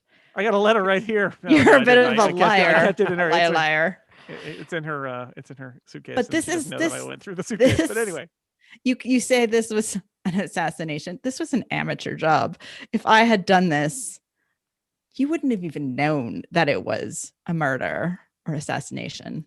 And I only do it for money, and nobody paid me for this. Interesting. So I like this. So you, as somebody who knows about assassinations, look at this and say this is an amateur job. The person whoever did this did not know. They left like the body out there and the gun and everything. There's too much evidence. I'm a professional. I would have been much more secretive about this. I'd have been a much better murderer as a great It's true. defense. I not would bad. be. I am a much better murderer than this. Yeah. That's kind of my I have story a- too, if you think about it. Like if I killed this guy, he'd be way more dead than just a couple of holes in him. All right, so This we've is where got we all I do think that goes to the root of the murder here, which is that the gun wasn't taken, even though it's of incredible value. Yeah. There was never any attempt to hide anything here. Mhm. There was He's also just- there was no confrontation, right? I mean, again, not to totally bolster Jonas's story because I have some concerns about it, but it seems as though he could have easily killed him in ways that would not have required Well, shooting him in the back. sleeping draft if he was passing out or Mhm. certainly unwary, and he was shot from behind. So it seems to me that there was not a confrontation at all, and nor was this something that was an actual attempt to of thievery, because the gun was laid there. So I suspect it was either a crime of passion or a much longer game in terms of the value of the gun being available later, if it was even part of this murder. Mm-hmm. Does point me towards two suspects in particular, but I will not necessarily divulge which ones. We'll see if they incriminate Is that your inner themselves. monologue, or did you say that out loud? A little bit of muttering to myself. Okay, all right. Two Do you suspects. hear this? Hmm. I do. Mr. Cold Cool dude. It's pronounced cool. Dowd, yes. Kaylin, please. Kaylin. Dowd. Dude, Kaylin, just call me Kaylin, man. Dude. Kaylin, man. He just talks like this. It's okay. You get used to it. I feel that perhaps you and I have a seeing some eye to eye here. I suspect it seems as though you don't have much to gain by Mr. Baker's murder. I have a lot to lose. The Yes, pool indeed. house. Which He was also perhaps my life, because as Valente just pointed out, like, he was protecting me from very powerful forces that at least many years ago wanted me dead. And the deal was struck that I could be protected and under his protection. With him gone, I feel like I'm perhaps in danger, and certainly in danger of losing my apartment at the pool house. So yeah, it's not great for me. Not great for me. I do not know if you have come to any particular conclusions or suspicions, but there are a few passengers. Do we go off in the corner now? Yeah, I'm trying to think of where. Where are y'all going? You're on the other end of the car. We're going for a snack. You wouldn't be interested. I go over to Jonas then, and I'll just hang out with Jonas while you guys go off and confer. Yeah, maybe we step through the doors into the first class That seems car. reasonable. just to have this Little- conversation. Little quiet conversation. I guess it's up to Jonas if he's gonna go along with that. I don't know. Usually, this is the thing where you guys are like start wrestling. I want to be part of this conversation. wrestle. You know, go a for classic way that you add yourself to conversations. That's how D&D works. Theater of the mind. No, go ahead. All right, Let's go into the first class cabin all alone, just the two of you. we're just gonna step over there. Maybe one of you will exit. Maybe. Well, that would be very obvious then, wouldn't it? I think I am going to go back into the dining car because I don't want to be alone with a small number of people. Right. One of whom is your Secret lover, Dan. awkward. I was- Secret lover. Secret I'm a lover. secret lover. Secret Like- is out, friends. You know, we were going to come in like 15 minutes apart. It was a whole thing. All right. So conductor, you and I are talking. You were saying we're this is private. Like-minded people. What are your thoughts about this? You seem to be muttering to yourself that you might have some suspects. I think if what you say about Valente is true, I totally believe that her murder would have been more competently executed. I cannot entirely rule out the possibility that it was done to look sloppy, to throw blame on someone else. But at that point, it's a question of you must establish something to believe. Likewise, while I think Joan is capable of it, and certainly he has a naked ambition for the fortune, I also am not convinced that the methodology is his aligns with his MO, which mainly leaves Kaili and Athor, both of whom obviously, like many of the rest of the passengers, have quite solid motives for murdering him. I have no motive. I was. You're not leaving. there. I You're had not an there. exit. You're not. I didn't say. Just sorry. shouting in a room. Sorry, I got confused too. Who Yeah. steps aside? Because I Wait. see Fontaine's on the map by himself. So He's just monologuing. I thought we said we stepped through the door. No. I know Maul by himself. Fontaine and I Okay. stepped into the. You did say that. I lost track of who that was, I'm who sorry. was and wasn't that, and then some people moved themselves on the map. So no, I didn't. While shout that. while you were having that conversation, the Kaylee and Leopold returned to the dining car. So they squeeze past you. Your conversation pauses for a moment as they Awkward. enter and exit earshot. And yes, Tickets, the two of- please. the two of you are in the vestibule of the car, having a private conversation where no one can overhear you or argue with you about your decisions or proclamations, Fontaine. Sorry, Antechamber. continue. Indeed. They seem to me to stick out as two people who might perhaps have the kind of motives and manner of murder that perhaps leans towards them. But I cannot conclude anything. We have very little evidence.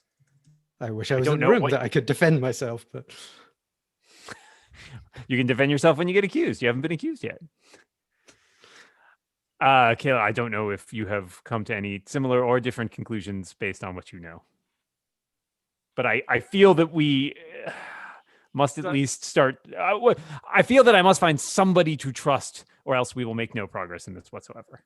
This is a stone cold whodunit. I agree. However, I must ask you first. It is awfully coincidental that you knew the deceased before this train ride. You understand why that gives all of us a little bit of pause that you just happen to have known him before in the war. It is not so much a case of happenstance as it is of Egan finding, as he so often did, means of exploiting people. He knew that I was a conductor on the Lightning Rail, and therefore he often made it his business to travel when I was working because he knew that he might take advantage of my knowing him. Are you the reason that the gun was allowed on board? I am the reason the gun was allowed on board. He did convince me, much as I wish I had had the fortitude to tell him no. Our history together means that he is aware of things about my past that I would prefer are not widely known. Therefore, he takes it upon himself to use that information to leverage me into doing him favors whenever he is in Sharn. I am going to choose to trust you because the fact that you allowed this gun on board and then would have killed him with it seems to be a very bad sequence of events that would have turned immediately back upon you. And while you might be that stupid, I got to trust somebody. So let's give it a shot. All right. I just appreciate that there's a very complicated scale here of like, this murder was not great, but it wasn't super stupid. And We're zeroing in on it. We're focused. narrowing in on We're like, narrowing in on how just how stupid- stupid it was. how stupid, but not that stupid. There's a stupid sweet murder spot. was. A sweet Yeah, spot of stupid. all right. And so we have learned a little bit more about Fontaine and his relationship with Egan Baker. But how stupid was he?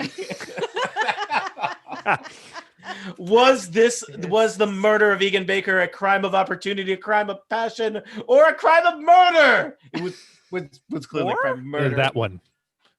Yeah, it was that. We solved one. it, everybody.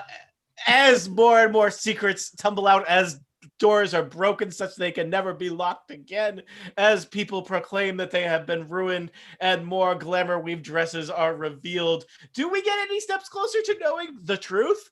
Unclear. But for answers to questions such as that, which was not really a question, more of a thing that I just said in a loud voice, tune in next time to Total Party Kill. Murder on the Eberron Express. I don't know what's going to happen in the next episode. Either do we. But we have been playing for an hour solid. I thought people might need a break to refresh their minds and spirits. Check our notes. Yeah, check your refresh notes. our alibis. Yes, feel free to send me messages in Slack. And yes, so I would say that, things have been complicated. There have been now that especially passage between the various cards seems slightly less contained as it was before. It's probably harder to keep track of everybody with various people stepping aside to have conversations and whatnot. So perhaps not everything has been observed by everybody. But let's take a 10-minute break and then resume. How's that? Live stream / bootleg. There's going to be a 10-minute break. Yeah, we're going to step away. Everybody's still going to, turn off your cameras and stuff if you don't want to have your stuff be seen by the live stream, because it's just going to continue. And we'll be back. Jacket, because these buttons keep hitting the desk, and I am a professional podcaster.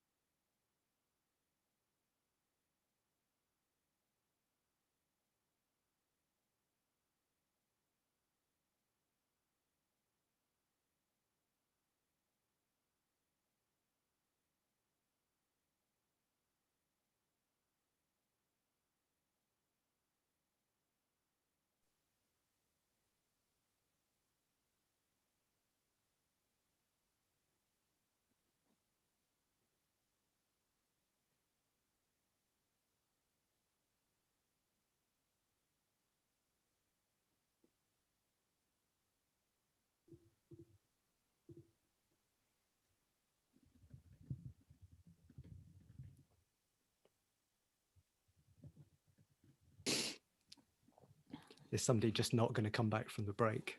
We'll find them. They'll be missing.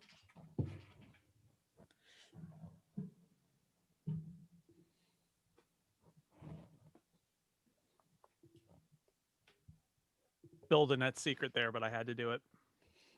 Oh, eventually I was gonna I gotta tell everyone I'm an awesome assassin. Traveling theater company. Sure. Traveling theater. Right. When you said that, I was Theater. like, and then at some point last week you said something like, I said I was a fixer.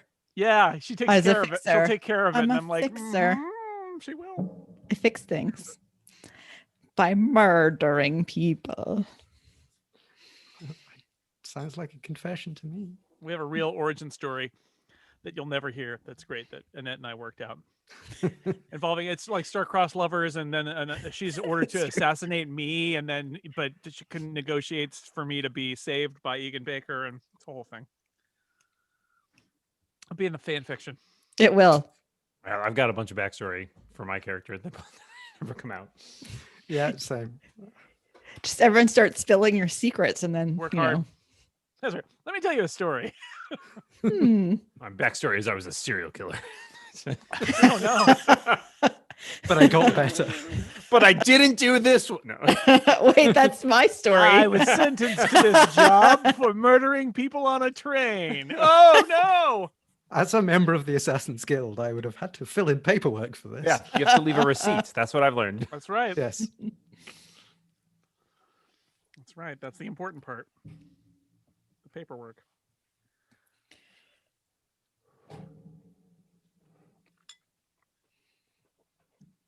It's leftover time. Because we got a HelloFresh risotto that made like 90 servings of risotto. Nice. So much Really- better than us it's in that really case. good, but oh Yeah. my god, there's only 3 You're of so much us. better than us when we do that, where it's like, oh no, this made too much for one. Well, it's just delicious. We just keep eating it. Well, this was because we're already only 3 of us and 4 servings, and so Right, well, that's- usually we yeah. have a leftover serving, but the risotto made like 5 leftover servings. It's good for leftovers. So here I am. I just made homemade clam chowder soup. Oh, it's good stuff. Yeah. Some local Edmonton clams. Yeah, some local clams that I definitely didn't get out of a can. Oh, clams. Clams. Oh gosh. Can you guys can hear me okay, right? Mhm. Can't hear a word you're saying. Hush. We had a I really good lasagna last week that Kat made, and there's leftovers that we're having tonight. I'm very I love excited. leftovers. Very excited. They were very No good work. I know. I have some family members that don't love leftovers. Assuming And that they're so- good, right? If you know that Yeah. they're bad, then Oh, there's nothing not worse than good. bad leftovers when you're like, oh, well, I'll just leave it there. Maybe I'll get around to eating at some point. A month later. Oh, God, those are still in the fridge. Well, we had hoisin duck pancakes, but with fake duck, Mm. and it was actually pretty good. What do they call fake duck, James? I'm trying to think of something that won't get us banned. It's funny. We ordered Thai food the other night, and one of the options, which I hadn't seen before, was mock duck. Yeah, that's And I was like- generally the term. I was like, oh, I've never tried that, but it sounds Th- like Like it it. could be good. Vicious mockery. Also, in there are certain dishes where the fake meat, it's like Yeah, I mean, I don't know if this just indeterminate. it just tasted of hoisin sauce. So, I mean, I tend to, when I order Thai food, I tend to order mine with tofu because I actually really love the way they cook the tofu in the Thai food. I like It goes tofu. really well. I like We had we made our spaghetti, which we usually make with ground turkey or ground beef, with a ground meat, fake meat, plant meat. Mhm. Literally couldn't tell the difference. Wow. And I've done a chili with what is it, tempeh? yeah, That is great. So turns out Here, food is take good. Yeah, I think that's mostly about the it feels so much like that's more about a texture thing than a taste thing. I mean, like, Yeah. I'm not a big ground meat fan. I Texture like and protein. sausage, but I don't like a lot of ground meat stuff. I really don't like ground beef. And so I don't find when I did eat it, it never really tasted like much to me. And I thought the texture was unpleasant. So I mean, there's a lot of perfectly time- you're ahead of the game. A lot of time I've had meat and I'm not sure what meat it is. You know, Stop going to Turns out- Subway, James. Street meat. It's tuna. No, it's okay. It's tuna. In the I tuna. go to Taco Bell. I don't ask questions. Tony's mic is off, but he just did the jokes thing. So your mic is It was still either off. jokes or it was you're meat. Zoom muted. Tuna. Jokes. I guess we're ready. I guess we're back. Are we ready? Are we back? Oh. Monty is smiling. Oh yeah, let's go. That indicates a level of readiness. Monty is also really enjoying this character, which I love. Monty's like, he's a meathead. That's just who he is. I'm like, I love it. I love it. Role playing, people. All right. All right. I don't know what's gonna happen in this next thing. This might be the end, might not. I don't know. Especially you people. Wasn't there a time element? To Yeah, this? aren't we getting close? I mean, it's real We've time. got like right? an hour left, I think. What happens if we get there and we haven't solved it? Do the authorities just come take it away from us? Yeah, They I can mean, try. you all just taken in for questioning, and we'll probably have to answer for a variety of things And that we'll might never destroy your know. lives. The game You just know. the game just keeps going. Yeah, Intellectual Until we property. become They a, just a don't stop at the ragtag. stop. Yeah, And do we like escape? afterwards, we It go down becomes a- it ragtag becomes band a- of adventurers. Is runaway that what train. happens? Yeah, we I was escape gonna and say go it down becomes a a- sewer and enter a dungeon. Prison Break. Yeah. I was going to say it becomes a courtroom procedural at that point. So Law I and hope you all order. can afford. Your Honor. I will have to play a series of lawyers. Also, each individual member of the jury will be me with a slightly different voice. And we get to argue about Hello? rules in and Hello? out of character. Hello? I find him guilty. Fontaine has been going to night school for law. All right. I mean, this sounds so good that I just All right. wanted We're going to do the that. thing. I'll defend myself. Of course. Welcome back. Recording. Welcome back to Total Party Kill. It's me, Tony Sindelar, he, him, his. We are playing Murder on the Eberron Express. Is this the end of our adventure? Is this where it all comes together or where it all falls apart? Let's find out together. Joining me on this train-based murder mystery is a cavalcade of jerk faces. That's right, jerk faces. Each of them cruel, wicked, evil, and cheesed off that they themselves did not commit the murder, but certainly does not want to be blamed for a murder they did not commit. First up, it's James Thompson. I'm playing Athor Ardent, he, him, and Athor is a scholar and very highbrow, and he is looking down on a lot of the people here. Next up, it's Annette Wierstra.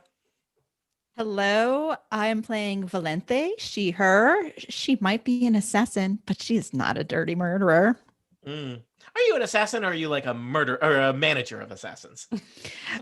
Mostly a manager these days, but Yeah, back it's in the mainly- early you days. It's all gotta work paper- up to that. All though. that paperwork, dabbled. yeah. But Dabbled in a these little days, bit. it's just you just move in data Yeah. from one column on the spreadsheet to another, and sure that represents lives, but Yeah. to you, Life it's to just death. numbers.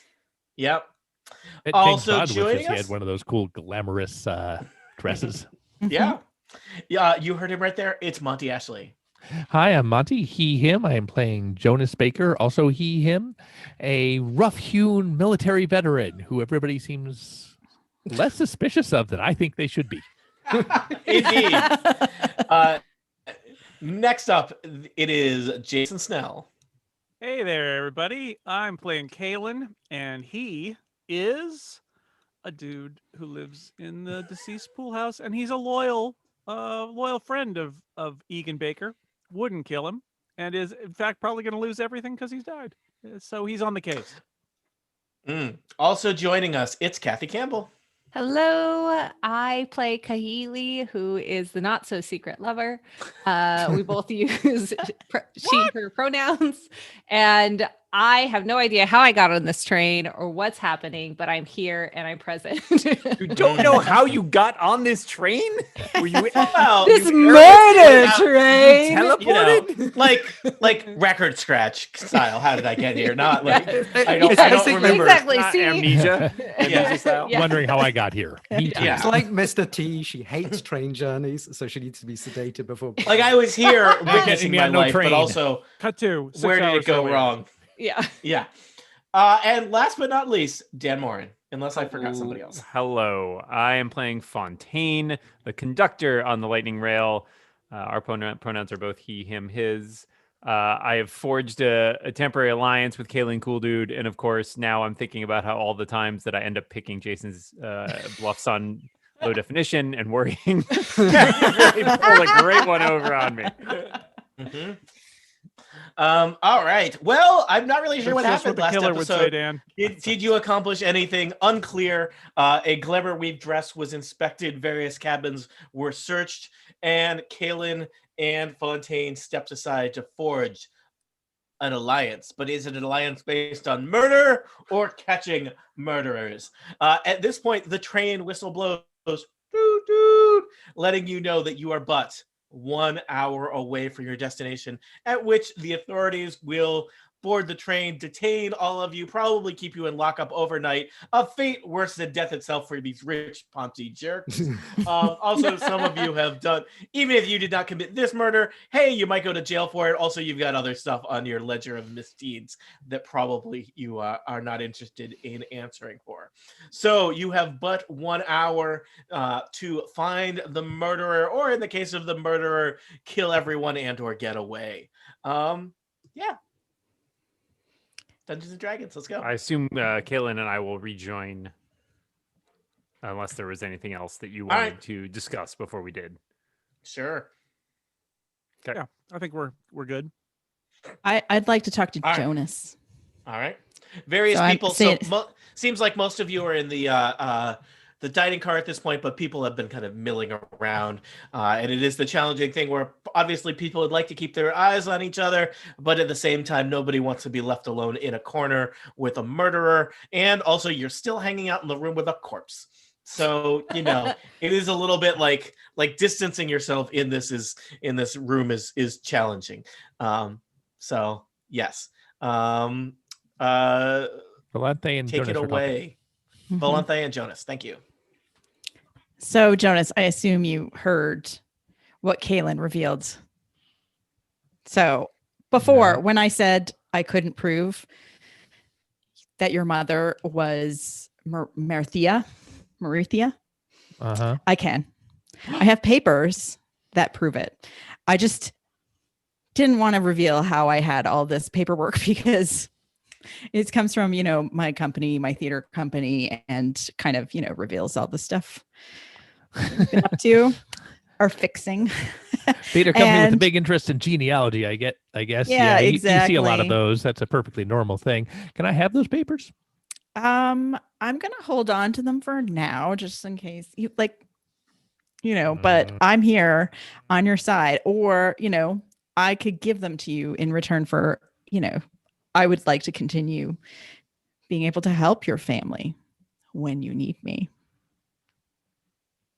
How much? So, no, just future favors. I like to keep tabs on sure. people. Yeah, I'll promise information is power. So, I give him a copy of a receipt.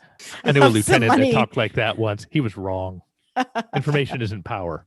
Physical strength is power. So you think. I have both strength and power. Power And while I talk to him, I make like a little blade of ice because I can. I made a knife ice, and then I kind of crack it on the table and break it. You want to arm wrestle? I put my arm out. Well, I don't do brute strength. I'm much slyer than that. But I slide the paper. There's a receipt that kind of talks about some money that went between Egan and his mother. Very nice. I have triplicate anyways, Carbon copy.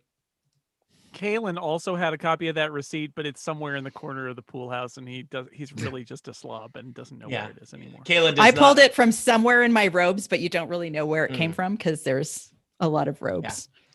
I mean, Kaylin, it's been 20 years, and Kaylin does not strike me as the owns a file cabinet kind of guy. No, he has some books, and it might be in one of the books as a bookmark somewhere, but nobody really knows. Zed, all right, hold on. Let's list the books on Kaylin's bookshelf, of which contains. We only have an hour to solve this murder. No. He's got six books. I'll go first. Zen and the Art of Griffin Maintenance. Oh, that's the exact one I was going to do. No, it's Tony. It's Zen and the Art of Pool Maintenance. Okay. Oh, Not the pool boy. I'm going to say no. It's the Tao on the of Pool. fantasy road. Okay. The Endless Summer in Eberron. Okay. And How to Train Your Dragon, a classic. Yeah, and the Tao of Bahamut. And a Garfield collection.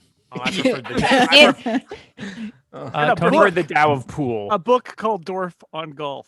Oh, okay. But no. it's DWARF, yes. It's Dwarf on Golf, yes. And it's GULF, Dwarf on Golf. Infinite Tony, Jester. I would like to do an ocular pat down to Valente to see if I think she's covered in throwing knives and shurikens. Well, and he's stuff. not an employer, so I guess it's okay. Ocular. Pat I might down. resist this. Ocular. It's with my eyes. Yeah, you know what? I You know look what? at You know what? Monty, just life advice. Never technically use that as a sexual term harassment. again. Yeah. Why don't you just Ocular. say, I'm going to look at her and determine if she is covered with daggers? Well, you said that. Now say I'm going to give her an ocular pat down, and notice how much cooler you sound the second time. I'm going to give her an ocular pat down. See, you get it. No. I think All we have right, different definitions of cool. But give me a quick perception check. Annette, either in the Slack or you can just tell us. Give us a quick deception check because everything should be challenged. 15 is my perception. Even if you're not carrying daggers, Check. maybe you don't want him to know. It hit at 8. I did an 8. 8. So, Valente, what does he conclude about your wardrobe then? I have no hidden weapons. Yeah, I mean, right. to be fair, Jonas, you did just see her materialize an ice dagger out of thin air. So, Well, And yeah, she wanna see broke if it she's on got a any more of table, those on which her. was less threatening. I make another ice dagger. yeah, it is slightly. It's like when you take a beer bottle and break it on a table and turn it into a weapon. When you take a knife and break it on a table, I would like to reach out. half a knife. I would like to reach out, grab the ice dagger, and crush it with my hand. Can I do that? Ow. I let you. All right. It's Then- satisfying. Is This is some Haley kind of- with us? What is What was happening? that? Are they flirting over It's there? like it's a little that's what I flirtation was saying. happening. This is like some kind of meet cute. Yeah, I would say this adds to the, various people have wandered off, and especially at this point, probably nobody really wants to be looking in the direction of whatever that is going over there with Jonas and the Ice Queen. So I think we should all get together in the dining car because people are just scattered all over. well, is Kaeli here? Evelyn Baker and Leopold both wandered off to lie down somewhere, as did Kaeli. Where is Kaeli? She headed in the direction up train, in the direction of the galley or other first class cabin. I'm Which gonna we'll direction? see. Wait, is Evelyn- her question? Is her Evelyn and Leopold headed down train. Okay, This so is- her I just like cabin is saying- not in the I same like saying- direction. No, I just like saying up train. I don't really saying down train. There's very little satisfaction in that, but up train. Up train. Up train. What's up train? Not much. What's up with you? You know, down train where the Down catch stop. train. Yep. So sorry, that was some train geography, which listeners love me describing where things are on a train. Yeah. That's your why they're here. job. That's most of your job. Oh no, where did I go wrong? So are we all gonna go look for Kaylee? Well, I am. Come I'm on. yeah, I- I'm gonna I- go. I will like- come too because don't trust single people. Not like All have to those be in single ladies. relationships. Wait, isn't she your? I'm so confused. Did we find They're her in not the using galley? labels. They're not using labels. All right. So does anyone not? So clearly, Fontaine, Arthur, Athor, and Kaelin seem to be heading up. Is this happening? Jonas and Valente, are you following, or is this? I think I'm gonna happening? follow. All right, then I'll All follow. right, too. Jonas. Sure. Jonas, you don't want to just hang out in the bar with a corpse of your By strange yourself. father? Dad. Yeah. Dad, I Hopefully, never. okay. I felt like You we know never what? got I off will the- hang out. I'll just hang out in the bar. You guys have fun. All right. You can chip the ice knife into all right. ice cubes. So you head through an empty first class cabin and then into the galley where you've been before. Who's leading the way? Kaelin. Galen and Fontaine will be. Kaelin, All right. and then Kaelin, you head into the galley. The galley is, it's a very simple little kind of kitchen prep area where the various food for the first class occupants and I guess the second class occupants would be I've been here prepared. before. I found a bloody it- dress in the bathroom here. Yeah. This time you find a bloody secret lover here. For indeed, Ah, Kaylee is slumped over a table. We need to check if she's I alive. will go and check for. I can do a medicine check. I go to 6. I don't know. There's blood everywhere. I got a 19 medicine check. All right. So you are inspecting Kaylee. She appears to have been, perhaps my use of the word bloody was, emotional and not scientific or medicinal. She is seems to be dead, still warm, so recent. This is probably not your favorite task to be doing. Athor is doing a medicine check on your secret lover, and she appears to have been choked to death. Oh, lovely. Of course, I thought shocked, but investigation check. Sure. I have rolled 17. A bunch of stuff on kind of the counter area here has been knocked onto the floor as if there was some kind of struggle. This area was neat and tidy when you came through before, and it's this kind of corner of the kitchen is in disarray here. We're going to do a detect magic again, Tony. Mm-hmm. Yep. Magic CSI. Any magic on Kaylee? I'm going to say that you do detect. You do detect some magic.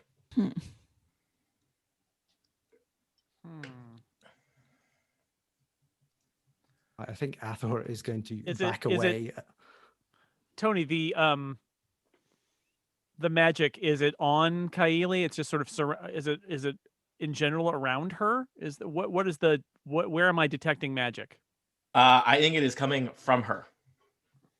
All right, I'm going to cast Dispel Magic on the body. All right. Suddenly, there is not a disheveled, murdered Kaylee in front of you, but a perhaps very, I don't know, Kathy, what do we see? I see words that are not available on this podcast. Whoa, I was right! What the devil is going on? So there is a live Kylie, or what are we seeing? Yeah, I'm live. I'm confused. Explain yourself, madam. I have no explanation. You have no explanation. She's forgetting a lot these days. I forget I'm on a train. I forget. I was trying to play possum. I was scared. So I was worried. Worried about what? Getting murdered. Caught? Well, then you faked being murdered. Yes. Look, we need to figure out who the killer is. And I think the only way to do that is to talk to Blue Steel. I extremely question why would Blue Steel Blue Shield I know. Screenshot for the episode. Why do you believe Blue Shield would know anything about the murder? Because I have some experience with that. Or she's robot? been or she's programmed it to she knows that it'll listen to her commands and kill us all. Clearly you think I'm smarter than I am. I'm not an artificer. And yet you can all right, story checks out. And yet you cast an illusion on yourself to make us think that you had been murdered by the murderer? Yes, to try and get the robot in play to try and figure out who the robot is. Tony, can I roll something on how fake this seems, or can I just use my human sense about how fake this seems? I mean, feel free to do both. I would like each, probably you were all looking at each other. Did any of you seem less surprised that Kaylee was murdered than others? I was pretty surprised. Okay. Also, a bit. Given that I think my conversation with Kaylin earlier, I was surprised and suspicious, which is why I immediately dispelled magic. Were you suspicious because you knew that you didn't kill her and you're the murderer? Oh. I mean, sorry, never mind. I'm not here. I'm just an Getting Question, in and on I'm the not act. going to I love answer it. it, but that's a weird question. I'm just an omnipresent dungeon master here. Just asking questions. This You is know, why CSI magic. I detect magic, Um, and then I had a suspicion that maybe it was a fake, since I didn't recall that any of us could have been down there Murder to and kill getting her. Who is left? Who is left? Right? Most of us had left the And- car. And There- I was already suspicious of Kaili, Yeah, and so okay. finding her dead and nobody around made me. I just extra say suspicious. stuff. Don't feel implicated. Excuse me, Mr. Ardent. Were you aware of Kaili's talents at illusion? I was aware of her talents, but certainly not at this. I'm starting to Oh boy. that 99% alibi thing. I'm kind of putting that at like a high 80s at this point. Mhm. I'm not really certain. I mean, of course, And I as an believe as her. an artificer, you did not have any suspicion. You didn't see through this ruse. I do technology, not people. I'm an academic. Yeah, story checks out. I cannot see any reason why Blue Shield should be involved in this. That to me seems as though we are allowing another weapon in the midst, and that seems dangerous to me. The only thing that I would say is that that is one person that we have not talked to, who might have information on prior history. But it is unclear how much information the automaton would have and whether it would volunteer it to any of us. well, it depends on who it reports to. And that is itself a Yes, danger. that is the question. Is we are I can tell you I'm not clear. Think back to when I asked Tony about this. I'm not clear who exactly is in the command chain for Blue Shield. And if it's the murderer, that's really bad, because then the murderer has Blue Shield, a very powerful Warforged bodyguard, on their side. I can see the logic. Or perhaps this is Chekhov's Warforged. I mean, I just think, why put it on the train? Otherwise, it's not a particularly good bodyguard, so it must have some. Well, it was not allowed to be activated. Is while on the train. anybody actually believing Kaili at all here, or No. did we not just find out that she's the murderer and was trying to I feel evade yes. by I'm being the murderer? extremely suspicious. I was I'm not- already I kind of just- suspicious, and I now just I'm think it's even her. more suspicious. I'm making like an ice blade every once in a while and dropping it on the I would floor like to and roll- looking at her because I'm very suspicious. I would like to roll an intimidation on Kaili, and I will use one of my superiority die to augment it. So it's going to be high because I just rolled a 21, to which I'm going to add 8. That's a 29 intimidation, and I'm going to say, it was you that murdered Egan Baker. Confess. What do I get to roll anything against intimidation? Even like,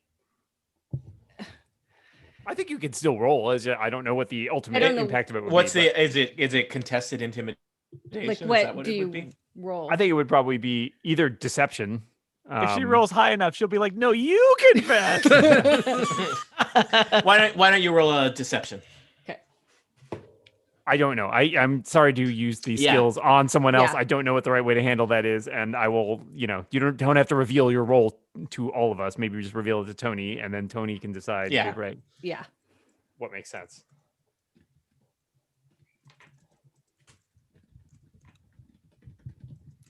I think that you are very intimidated, Kaili. Yes. Very scared. I'm going to burst into tears. Yeah, Nice. that's probably the right. Now I just feel awkward. It's fine. You don't understand. Tears, tears, tears, tears, tears. That's it. Would- I can't breathe. Explain it to us. He was going to kill me. He knew that I was leaving and he was going to kill me. Sounds like him. Yeah, I can't. No one's gonna disagree with that. He knew you were leaving, or were you leaving? What do you mean you were leaving? That I was leaving him. I was leaving his service. He tried to get into my room and saw that I wasn't there. That's why he was drinking. Because when I was going to get my clothing so that I didn't have to do a walk of shame in the morning, he was muttering that he was going to murder me while asleep at that table. Did the dress that we found, did that belong to you? Maybe. If you believe yourself to have killed him in self-defense, then perhaps that is something to bring up with the authorities. But obviously, if the investigation... I don't have experience with this. I was not in war. I was not a battle maven or queen of assassins or anything like this. I've never killed anyone before. But you saw the opportunity and decided to get yourself out from under his thumb. Yes, he was going to kill me. Well, Take her away, boys. I must ask that you remain contained in this car until we reach our destination, at which point you will have to discuss with the authorities this matter. But if your story does bear out that your life was in danger, then perhaps they will go less harshly on you. However, you shot him in the back, which was not a great look. 2 times. Yeah, While he was second asleep. time, really. Uh-oh. I just saw where this is going.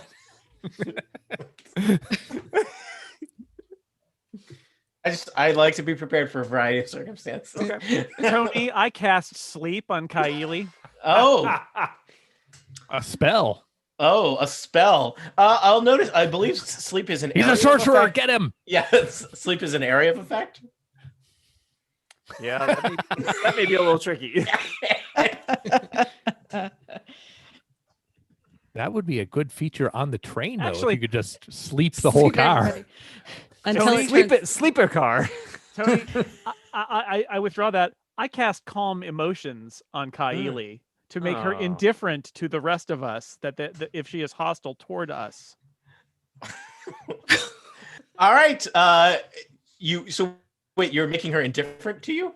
Yeah. So if she Oh, has any instead of hostility toward us, Okay. Oh, she becomes indifferent toward us and can no Mm. longer take hostile actions against us. Does that affects everyone within a 20-foot sphere? No, I can also make a target indifferent toward us. I Ah. guess my ruling would be Gotcha. Let me just check because the exact parsing of spells is important. Continue. It's alternatively, you can make a target indifferent about creatures of your choice that it is hostile toward. This indifference ends if the target is attacked or harmed by a spell, or if it witnesses any of its friends being harmed. Mm-hmm. And so my question would be, would that allow us to essentially bind her and prevent her from hurting us Now- or trying to attack us? I think that's still appeal. So you still have to do the first part, right? Because it's if the creature fails its saving throw, choose one of the following 2 effects, and that's the Oh. second option. So she's still going to have to roll a saving throw, and it may still, depending on how you position the spell, it may still splash onto some of the rest of us. Maybe I should just put her to sleep then. That is also risky potentially because I think of the area. I mean, we'd have to back out. The rest of us Small. might want to leave the car. I mean, I think Kaelin's a real cool dude. You're casting a spell here without necessarily thinking about friendly fire. Yeah, blast it out, man. It's more fun Yeah. that way. Yeah. Well, you don't find your way into a pool house by being careful. Is what I'm saying. Make Tony figure out what happens. That's his job. Yeah. Well, Kalen's got a bunch of spell options, so he's thinking about his spell options. Mm-hmm. How long are you thinking about your spell options? Very not long at all because I just cast Hold Person on Kaili. Oh, okay. That's a Oh. good one. Describe Hold Person to us. Kaeli must succeed on a Wisdom saving throw, or she will be paralyzed for the duration, which is All about right. a minute. Kaylee, can you give us a Wisdom saving throw? yes. I rolled a 19. Okay, well that didn't work then. All right. Kaylee kind of stares you down, Kaylin. The magical bonds that you are attempting to kind of lock her in place with and hold her against her will for a life. No doubt she'll be sentenced to a lifetime of I don't know how to talk anymore at this stage in the D&D. You should go to jail for a long time or to be executed. I don't know how justice works. And Kaylee, I believe that you are rather enraged by this. Can I just ask you a quick question? Do you snap your fingers? Do I snap my fingers? Yeah. Yeah. Yeah. Yeah, you do. Yes, I do. All right. Kaylin, you happen to be closest to the galley door when you hear a horrible crashing noise and the door comes collapsing down as a large bipedal lizard smashes through the door. And enters. A dinosaur is attacking you. Please roll initiative. Tony, can I hear any of this from my place in the dining car? Oh yeah. Oh yeah. Yes, the dinosaur roars triumphantly, which echoes all the way just as far as the dining car is. All right, then I'm rolling initiative too. I rolled a 20. Oh boy. All right. Yeah, everybody please roll initiative. And we'll see how this goes. Kathy, I'm going to need you to roll initiative for the dinosaur, I believe. Okay. Gladly. Or actually, her name is Blue, by the way. She's a very clever girl. Okay. Let me just. I think you sent me links for the dinosaur.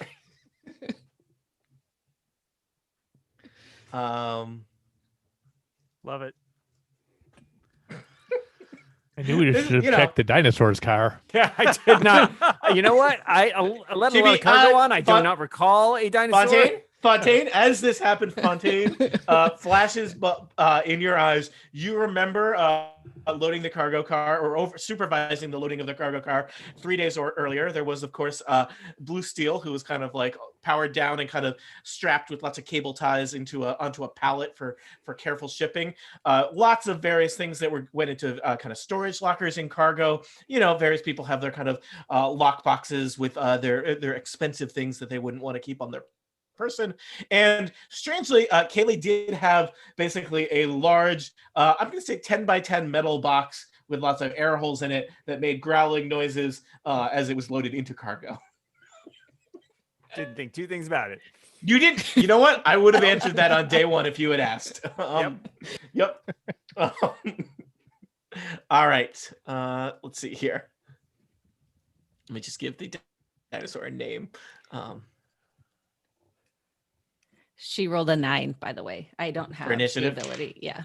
All right. I can help manage. I don't know if you want to manage the dinosaur or you want me to help manage the dinosaur. But I can do that. So I would Blue feel much better about having some sort of weapon. Oh, now who's in favor of throwing things out windows? Valente, did you roll? You rolled a 10? Yes, I did. All right. So I'm thinking this may not be the longest fight in the world. In order of initiative, it will be the scholar Athor Ardent, followed by the conductor Fontaine, followed by secret lover Kaeli, followed by loyal retainer Kaelin Coldude, Ice Queen Valente Eliadon. Monty, did you roll initiative? I did, but I'm not on this turn order. So Oh, you can. You might not be able to get in here for a round or two. I rolled 16, but I'm not on this turn order. There's no place for me to put my name number. There you go. Question. And then last will be Blue. Well, I have a question though. Wouldn't Blue technically get a surprise round? Yeah. I mean, I just to clarify. I thought the dinosaur was acting on a 9, not a 16. I think I must have typed something wrong somewhere. Whoa, yes. All right. Well, we were pretty good by number. Oh, okay.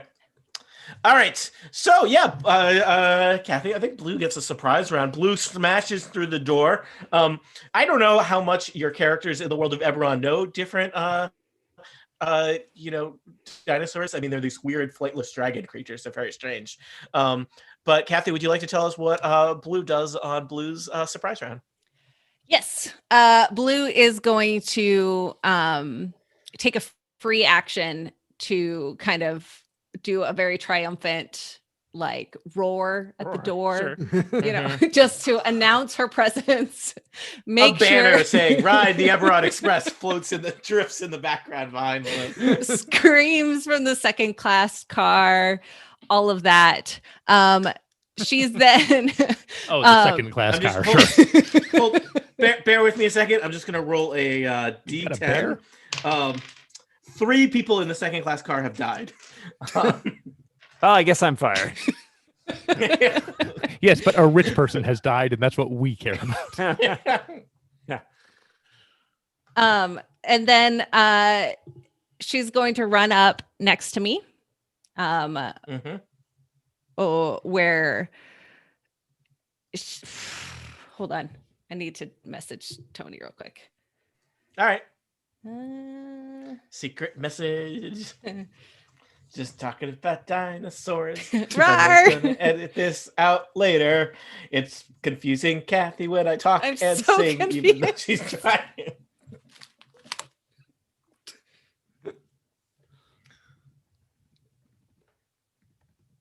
Friends, welcome to Jurassic Train.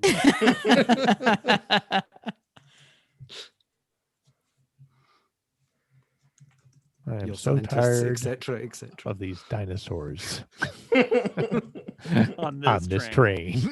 Look, I thought that Kathy's plan to play dead was great. And yeah, Jason ruined it. And now Jason is going to get ruined. Ruined. I'm ruined, says Leopold. Yes. And now Jason might be eaten by a dinosaur. And that's justice. Yeah. I don't make the laws. I just enforce them. Okay. All right. So Blue is going to bite Kaylin for offending her mistress. Yeah. Guilty as charged. Yeah. I rolled a unicorn, which is a nat 20. Which I'm trying to That'll hit. Fontaine Okay. Fontaine is going to throw himself in front of Kaylin. Is this a thing you can actually do on your turn? Yep, Vigilant Guardian. He sees just in time as he dives over, his sleeve goes up a little bit, and he's got a mark on his wrist, and it glows. And I will use this when a creature you can see within 5 feet of you is hit by an attack roll. You can use a reaction to swap places with that creature, and you're hit by the attack instead. I can do that once. Oh no! Wow. All right. Kathy, just checking. So you rolled a 20. Yes. You know that when you roll a 20, you get to double the damage dice, right? Yes. Was this a bite or a claw?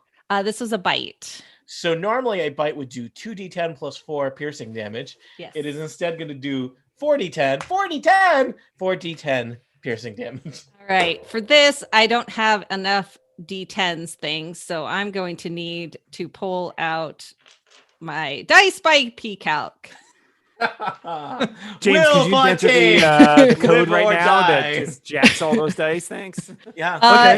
Except for some reason, it's not on my phone, and it's saying I need to purchase it again. You can just go into the roll 20 and yeah. roll you can- 20. Yeah. You can also roll D. So roll your physical dice more than once. Yeah, but then I have to do math, and we all know. You just count it out. How? We'll add it for you as you roll. Yeah. them. We're like these dice by PCalc, except Much actually we're just like cheaper. PCalc, I guess. I have We're just 10,000 adding bananas Okay, here. well that's 22 hit points there. How many hit Okay. points did you have, conductor? Oh, I have 58, so I'm fine. Yeah, Oh, we're good. fine. All right. Well, you used 22 damage. So that is a 22 serious wound. Yeah. Yep. Right? Yep. All right. So that was Blue's surprise round. And I think we'll kind of just swap the locations of Fontaine and Caitlin. How's that? So Athor, I think you're next. Okay. Yeah, we didn't really prepare much for dinosaurs when I was drawing up a character. Classic mistake. I put all this work into my backstory about how cool and mean my character is, and I forgot to bring a dinosaur gun. Wouldn't have needed the dinosaur if y'all would have believed my death. I'm just saying. Mhm. It's on you. It's on us? You should have been better at dying. So It stood up to a medicine check. It just didn't stand up to a detect magic. So I thought that was a very clever use of change self. So I am going to run towards Blue, jump on her back, extend a hand to Kaylee and say, "Come with me if you want to live." You son of a. Oh, you know what? That's really stupid. Athor gets inspiration.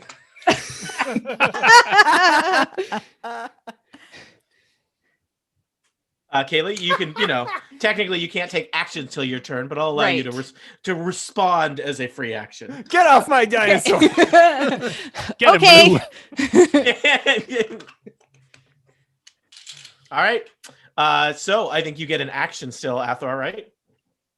Right. So where are we? We're in the galley. Mm-hmm. We have second class cargo. How long are these train cars? Long enough. I don't know. Train nerds, I don't want... no offense to TM trains. I don't want train nerds riding in to tell me if my trains are wrong. Okay. So have I pulled Kaylee up? According to the onto- adventure, the trains are 20 feet wide, 60 feet long, and 10-foot high ceilings. Okay. 60 feet long? Yes. All right.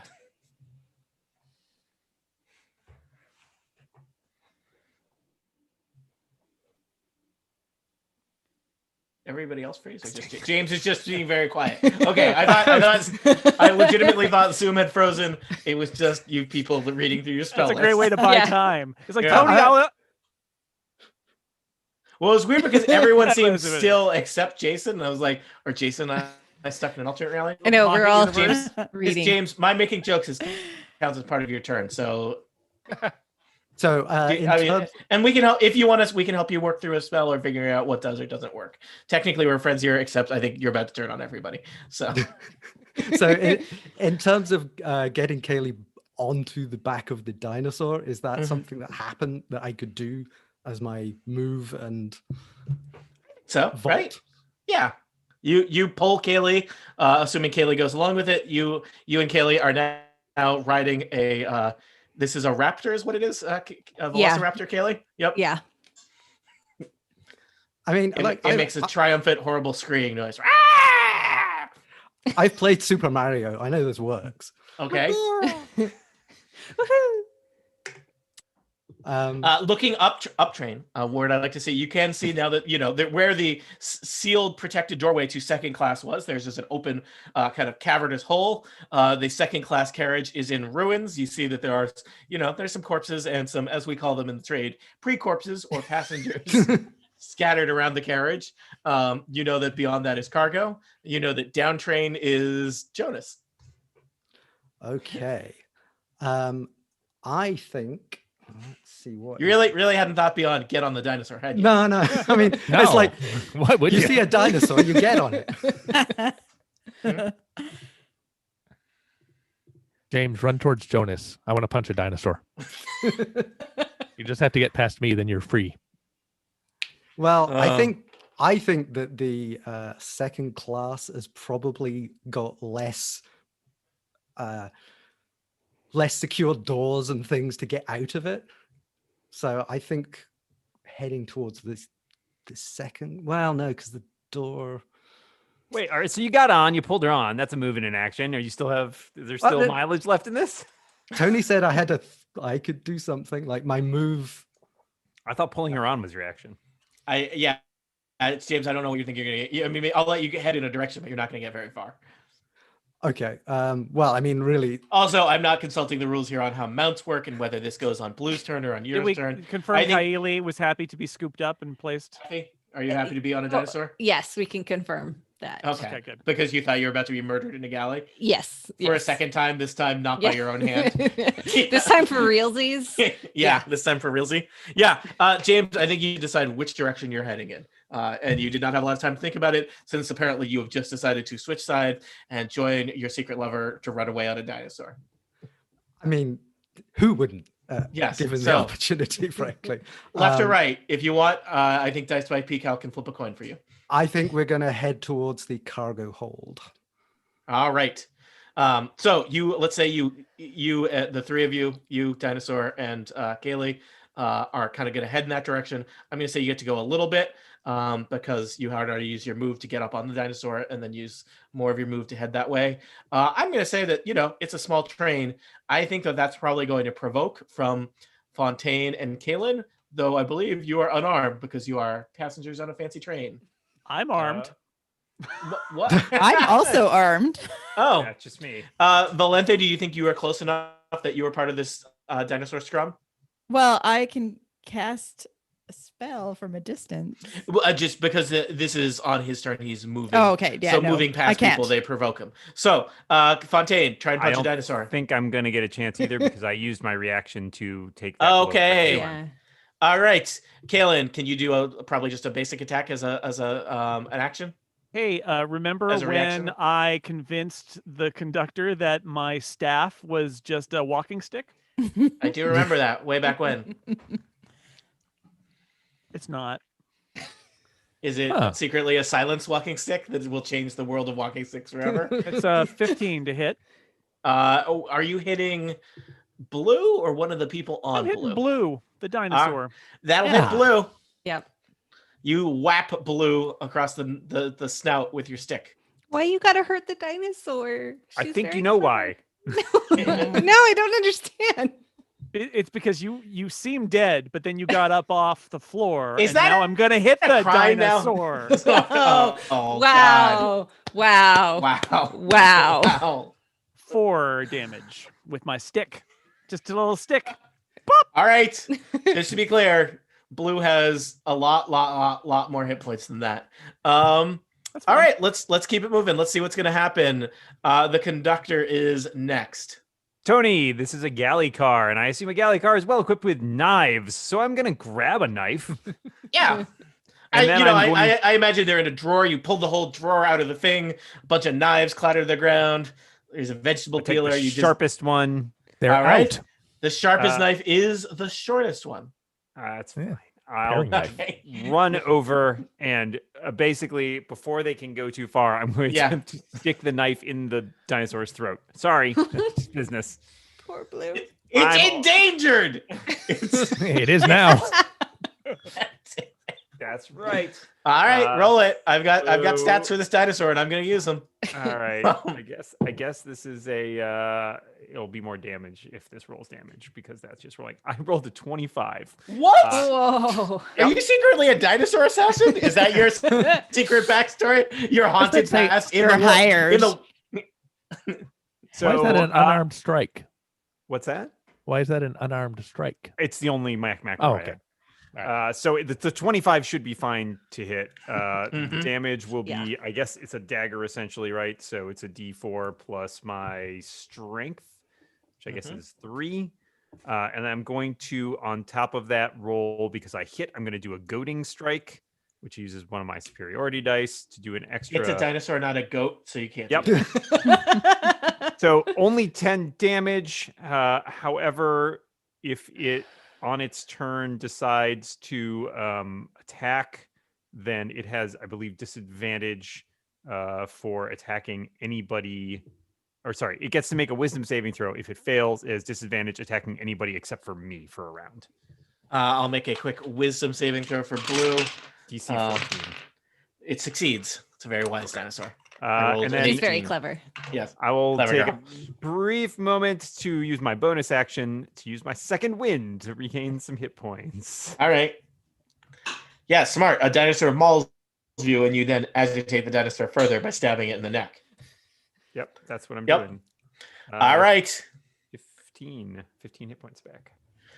Jonas, the Lost Heir, you are back in the first class, the dining car. There's some kind of horrible commotion happening up train. All right. So that's 2 cars away from me, right? There's a first Correct. class car and then the galley car. Yep. And is the dinosaur running? It's running away from me. Is that Yep. towards the engine or towards the back of the car? Back Towards of the the- train. Towards the engine. Okay. Didn't make it very far, but it has moved about 10 feet in the direction of the engine. Yes. Now, I know a minute ago you said that these cars are 60 feet long, which means it will take me very long to catch up with the fight. Mm. But let me propose this, Tony. Mm. we all know that the fastest way to get around a train is by running along the top of it. Yes, it is. Because Sure. of the wind baffling magic that is created up there. Yeah, it seems like you would move at twice your speed if you're on the roof. So I am definitely, as soon as I hear a dinosaur noise, glance through the train, see a dinosaur, I'm going to toss back my shot, run out this door of the train car up to the top, and start sprinting along the top of the train, trying to get there using my action as a bonus move action. Okay. Wow. So, for people who are just tuning in now, this is a weird place to join the adventure. There's a dinosaur fighting people in the galley. There's a lost heir running along the top of the train, and there's a corpse in the dining car. Kaylee, it is your turn. This is probably where I have to learn more about mounts, huh?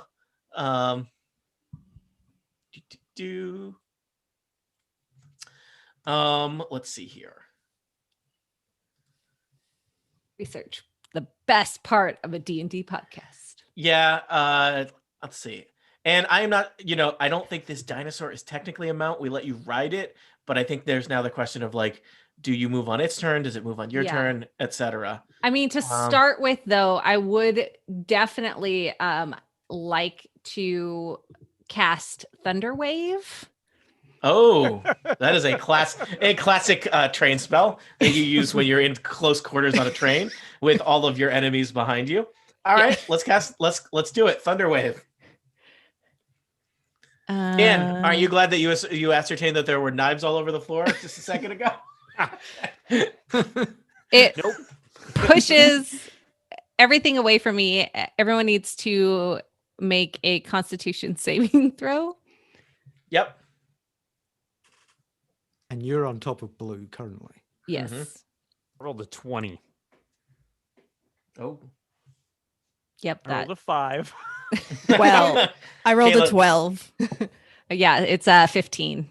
All right. So the text of Thunderwave. Wave of thunderous force sweeps out from Kaylee, each creature in a 15-foot cube. Annette, or do you think you were close enough that you're in that?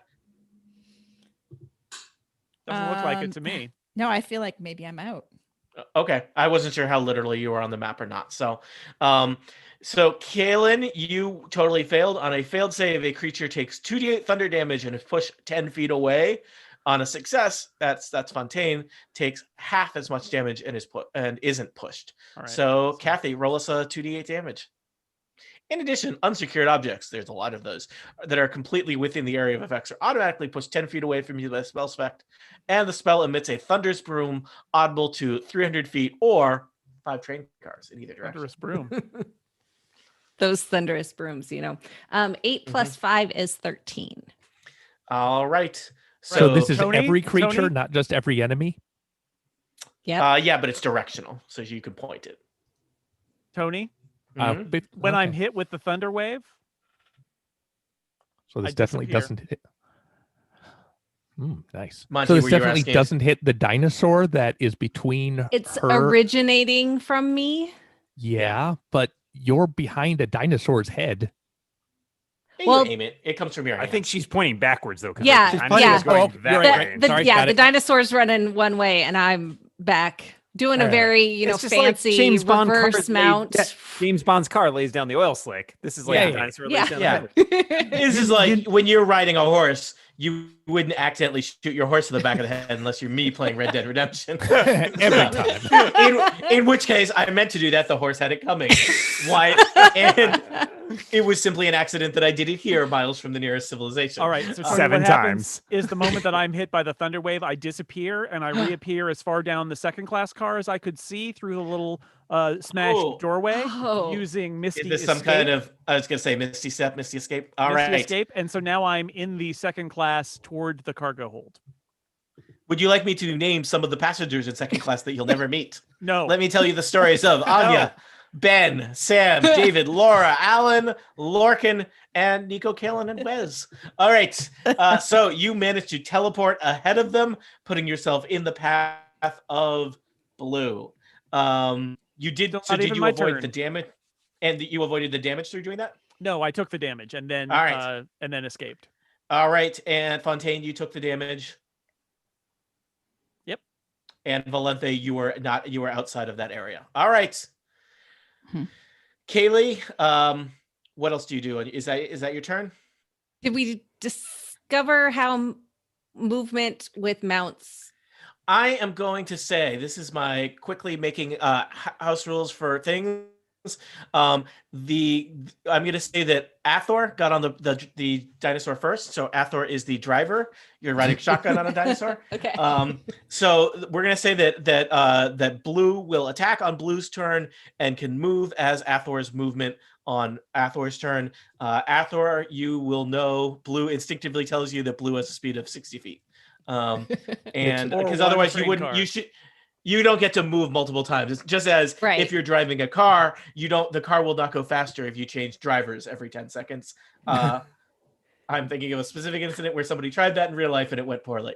All right, loyal retainer, Kaelin Cooldude, it is your turn. All right. Well, I am going to continue to move now with my leg parts to the cargo hold and see if with all the well, I did the Misty step instead, right? Sorry, that was the Misty, leg parts is fun. The Misty parts, and now it's the leg parts.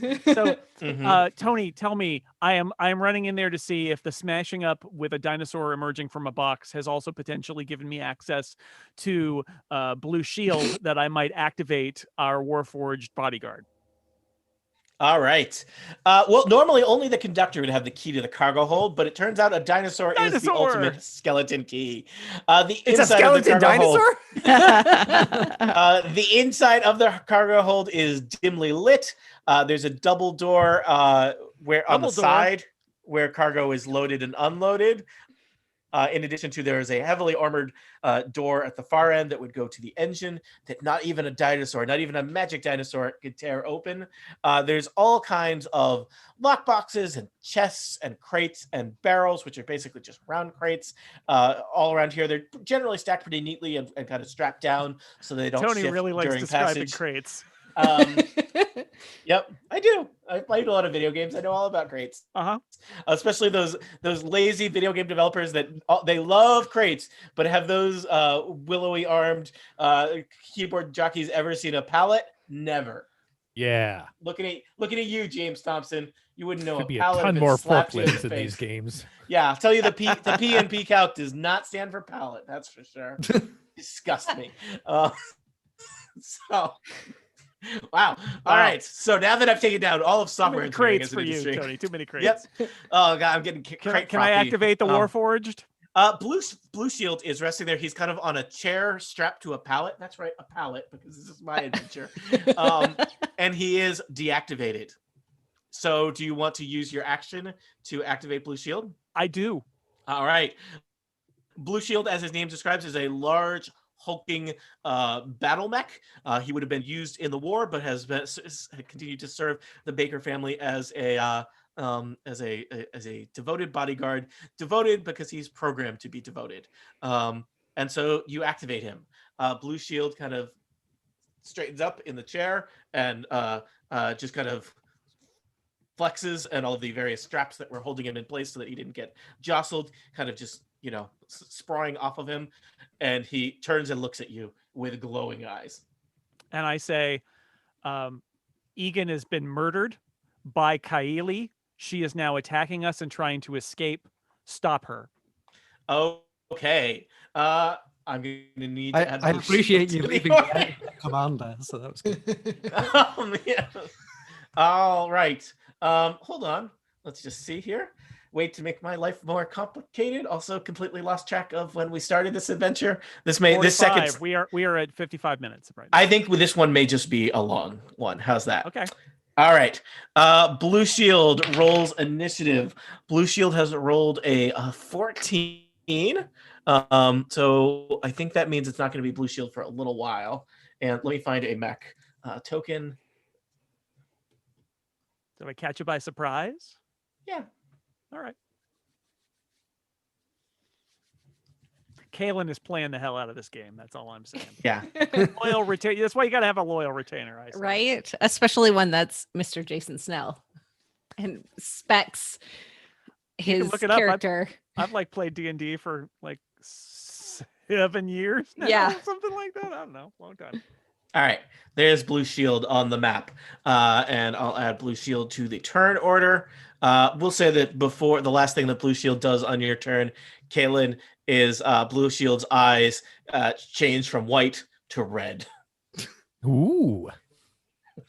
All right, It just means that Blue will- Shield needs charging. Yeah. Ice Queen, Volanthe Lyodon, you are back in the galley. I am going to run forward my movement. And then I am going to cast Moonbeam, which is a silvery beam of pale light that shines down in a 5-foot radius. And I'm going to position that directly above a certain dinosaur and its riders. And what happens is when that anyone enters that for the first time, they get 3d10 of damage, and they can save for against half of that with a 13 Constitution saving throw. Okay. So I does the- believe with 5 Well- feet, I could possibly target all 3 of them. Okay. Seems And unnecessary. But not You're- Fontaine. You're avoiding. I'm hitting avoiding Fontaine. I am Thank not you. trying to Much hit appreciated. Fontaine. I carefully put it away. I rolled with 3d10 a whopping 9. Do they make some kind of save to So avoid this? yeah, a 13 Constitution saving throw for reducing half the damage. All right. Well, Blue is a mighty dinosaur. Blue has rolled a 21 Constitution saving throw. So we'll take half of that. And what was the number that I'm taking half of? 9. So Blue will take 4 damage. Athor and Kaylee. I rolled a very strong 3, so clearly my Constitution, it's not good enough. So I will take all 9 of those. I damage. rolled a 17. So what was it? 4 damage. Mhm. How you doing, Athor? I'm pretty good. All right. Volanthe, anything else on your turn? Nope. Nope. I will ask you a question Okay. in the chat. I but think for next Blue time. is next. I am realizing that there's going to be some space collision in that Blue is a dinosaur, Blue Shield Yeah. is a friendly mech. There were probably a lot of silly conversations back around the Baker household in simpler times about that mix-up. So Blue is next. I believe that the way we're going to play it is Blue can attack someone next to them on Blue's turn, and then we'll move on Athor's turn. So I see that there's a conductor adjacent to Blue. So I think Kathy, you want me to just roll to bite him? Yeah, let's fight him. All right. How does 24 versus your armor class look, Fontaine? Yeah, that'll hit. All right.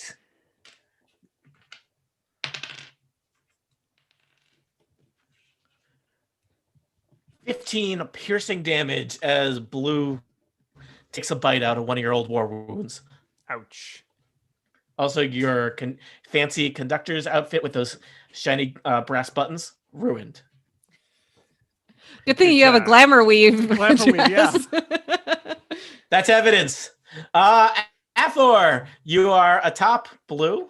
You have your secret lover with you. You're riding a dinosaur. Not a care in the world, except for these people who want you to answer for the crime of murder / accomplice murder. I didn't murder anyone. Not yet, anyway. Driving a getaway dinosaur right now.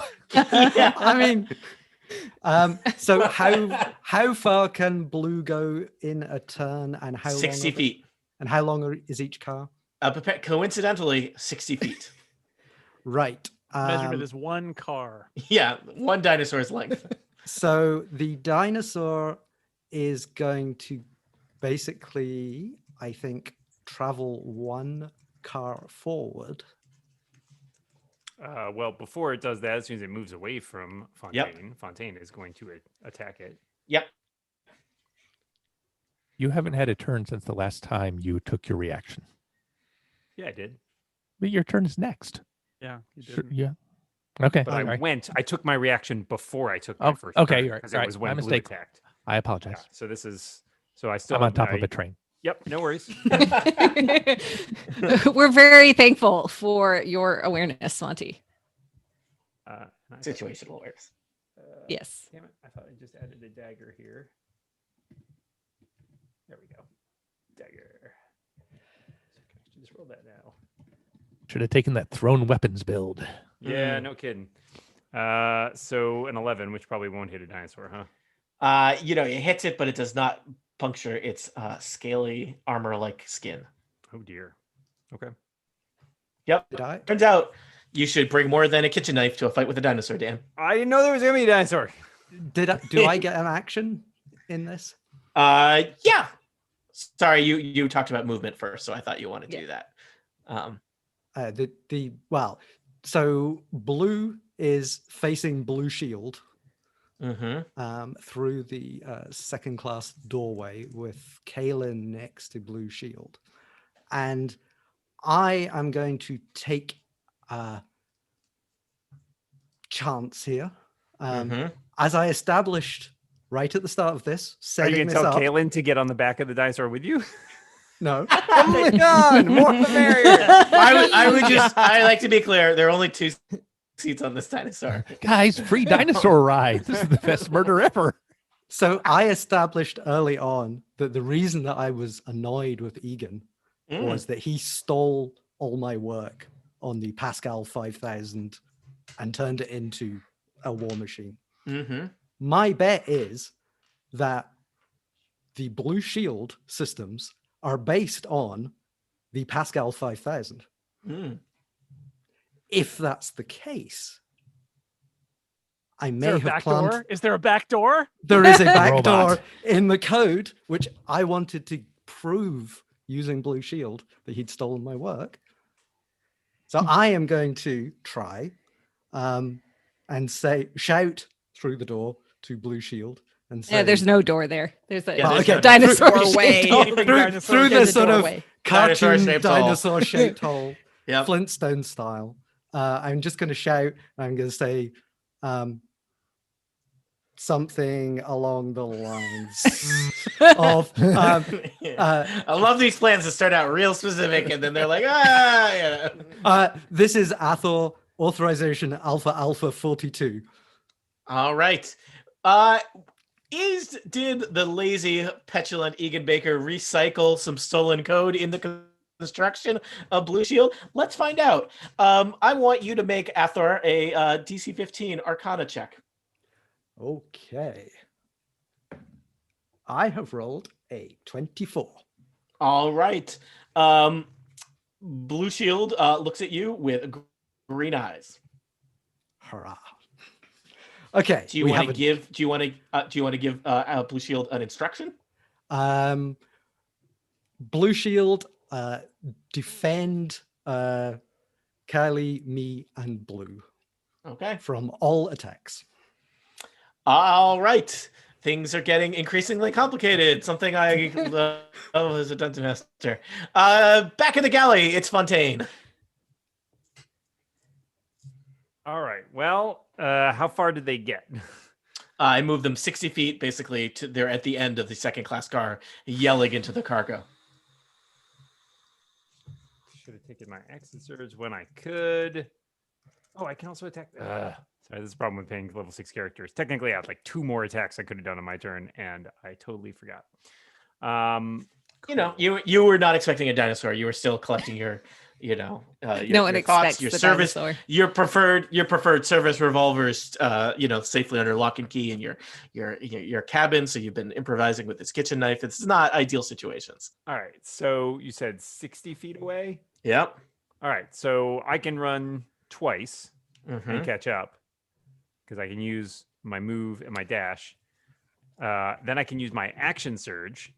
Oh yeah, which lets me take fancy monk attack action. I'm not a monk. I'm a fighter. That's what I do. Fighter. Fight things. Okay, sorry. And whenever I take the attack action on my turn, I can attack twice. You attacking a dinosaur or a person riding a dinosaur? Oh man, I'm strongly considering attacking the person riding the dinosaur. A lot squishier. I'm gonna stab Athor twice. Whoa. Just never liked him. I'm never riding this train again. You're just- getting I a would bad. Dead. You're I would getting a just- bad review on Yelp. All the doors are broken for Yeah. one thing. I would just like to establish you have a choice of stabbing a murderer, a dinosaur, or a scientist. And you chose scientist. Scientist, obviously. An app developer. I will roll and let's see what happens. This is an aptosaur. That's not true. So first attack is a 22. And then Athor, how's your armor class? That'll hit. I will do expend superiority die, which is a d6 now, to add my goading strike to that. So it does another 3 damage. And then I will attack again. Also, you can make a wisdom saving throw, Athor, DC 14. What was the damage on the first one? The first one? It's 10 total. Okay. And then make your wisdom saving throw to figure out if you have disadvantage attacking anybody but me. Okay. I have rolled 16 on wisdom. So no disadvantage, but you take the extra damage anyways. And then I will stab you again with my extra attack. That's a 19. That'll hit. So you'll take another 6. So you took a total of 16 damage on that turn. Definitely not riding this train again. Not if you're dead. Yeah, the robot will keep killing. Cool. That, I think, is all I can do, and I'm quickly burning through almost every power I have. You are the only one single-handedly fighting a dinosaur, so. Well, I'm and working on it. Fighting a scientist on the dinosaur. Yeah, he didn't. Dinosaur scientist. Mhm. Favorite comic book ever. I guess I'm done. Jonas, Cut to top of the train. the wind whips around you. You can see in the distance is the city of place you're going that I've forgotten the name of. Fairhaven? I am running Fairhaven. across the top of the plane. I am running along the top of the train through a magical bubble below the hurricane force winds. In the distance, I can see Fairhaven looming in the distance. Distance. It seems like we're closing it on pretty quickly. I lower my head and keep running. All right. Is there music? Okay. Used for a second there. All right. Monty, do you know how far you are from where they are at this point? You said I got As long as- double my speed up there. I'm going to Yeah. suggest I just get there next turn. Okay, sounds good. I'm also granting you inspiration because running along the top of the train is stupid. Kaylee, you are atop your mighty dinosaur steed Blue with your not so secret lover Athor in front of you. The Fontaine, the conductor just continues to not let go, and you also know that Blue Shield is about to act. Yes. Oh, dang it. That won't work. Okay, question about pyrotechnics. The answer, they're awesome.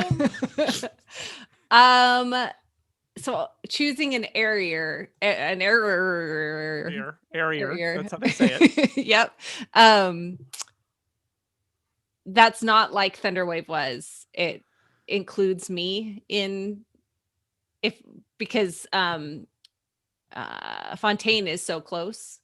I would, unless I could do the 5-foot I think radius. Pyrotechnics edge. is something you cast on an already existing fire. Oh, yep. I missed that. Anyone smoking in the you second make- class car? Not anymore. No. Okay. Nope. Dang it. Basically, you do pyrotechnics is you do magic to an existing fire. Gotcha.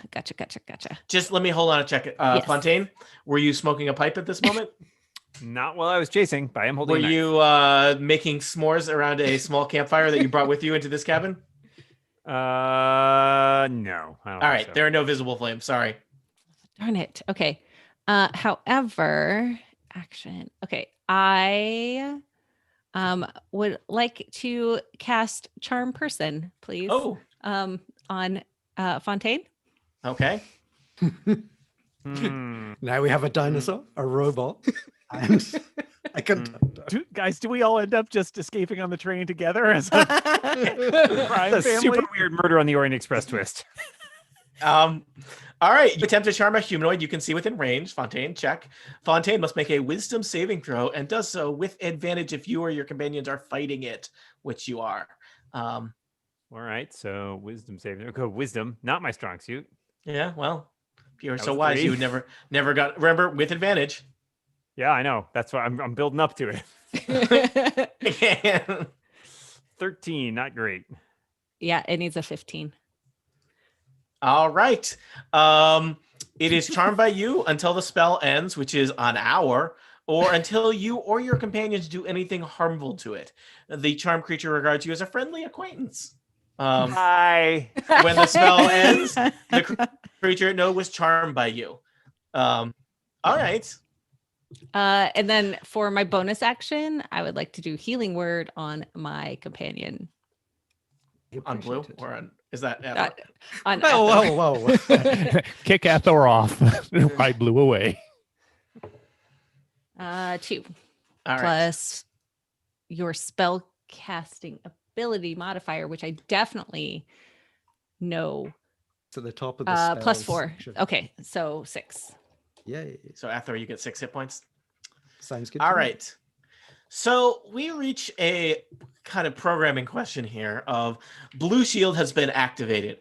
Unbeknownst to everyone here, certainly most of all Kaelin Coldude, your former landlord friend was not the best programmer. Most of the code that powers Blue Shield was stolen. And then, of course, there's the challenge that basically he did not really Blue Shield was programmed to protect him at the cost of Blue Shield's own safety to all ends. Blue Shield has just been informed that his primary protectee is deceased and really didn't have any other programming to default to after that. He then was recently told to protect 3 other people. So the question is, who is this robot going to murder? Does he murder the conductor, which I think would end the charm spell, or does he murder loyal retainer Kaelin Coldude? I will take arguments Also, now. and the conductor. Yes. Any arguments either way? Well, my The argument would instruction be was that to protect the. Sorry, Yeah. go ahead, Jason. very specifically what I said was that Egan, who he was, this robot was told to protect, had been killed by Kaeli. So what I'm essentially saying there is that his, if you will, last directive is to protect his boss by stopping the murderer of the person he was chosen to protect. So I'm trying to get that top level programming of Egan is my guy. Egan just got killed. This is who killed him. So go get her. That was Let me tell you. That I got. So When you put a backdoor in code, you just take full super user privileges, I would say. Let me tell you, James, I think I know a little something more about killer robots than you do. And when you tell a killer robot that so-and-so has killed your boss, and somebody else tells you, you must protect her at all costs, you know what you do? You go berserk. Yeah, you do. Because you've been given the you've been given the conflicting instructions of this person killed who you've been programmed, and you must defend that person. Jason, we Captain Kirked him. Yeah, Oh, no. Green eyes mode, and we're all dead.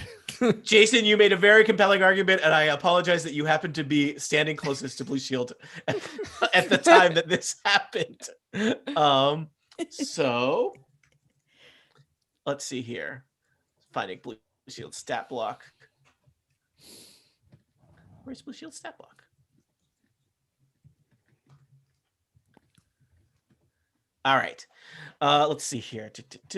Oh, I should give Blue Shield some hit points. He'll need those. You are a killer robot expert. Blue Shield has all these things it can do. All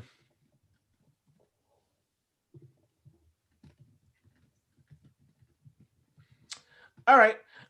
Blue Shield, basically, Blue Shield's right arm. Tony, before you go, can I ask you a question? Where is the activation button on Blue Shield? Is it on its back like Data? Is it on its head? Is it on its side? Where is the activation button? Blue Shield was voice activated.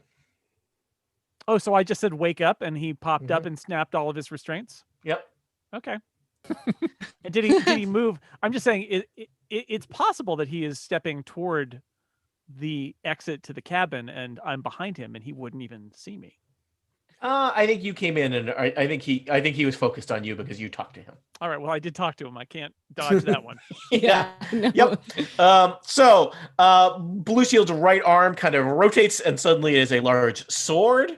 So Blue Shield is going to try and slice at Kalen Colddude with a giant sword arm. Kalen Colddude, 25 to hit your armor class? Yeah, a little bit. Uh-huh. All right. 11 slashing damage. Okay. How you doing? Not good. Okay, I was going to say how many hit points do pool boys usually have. All right. I think that's all. That's what Blue Shield's going to do. Blue Shield looks at you with menacing eyes that flicker back and forth between green and red. Loyal Retainer, it's your turn. Oh boy. It's all going according to somebody's plan. All right. I am going to step up toward the lizard and the murderer and the charmed conductor. Are you going to walk away from Blue Shield, provoking an attack? Well, he's flickering. He's flickering. How far? Well, how far? Yes, with malice. Give me the geography. I want to cast something that's a 10-foot cube. Can I do that from here and hit those guys, or do I have to move? Well, they're within a 10-foot cube. What's the range on that 10-foot cube? No, from me. Oh, from you? Yeah, I think you would need to run to the doorway, basically, to catch them. And that's going to provoke an opportunity attack from Blue Shield, even though he's flickering. Yep. His eyes are flickering. He's the eyes laser are flickering. focus. Yeah. Just to be clear, his eyes are flickering because he's berserk, not because he has a vision problem. All right. Blue Shield has to make a wisdom saving throw. DC 14. Okay. Let's see here.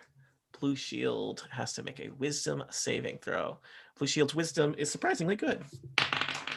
But I rolled a 6. Right. We'll find out. Blue Shield is immune to a lot of things, so this may not affect him. If he was trying to feed Blue Shield a hot dog, Blue Shield would not enjoy it.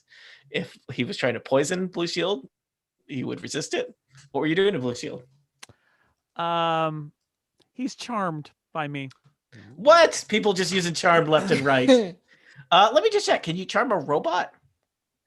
First of all, let me, as a Warforged, Yes. someone with some Warforged knowledge, yes, you can. It's not a robot.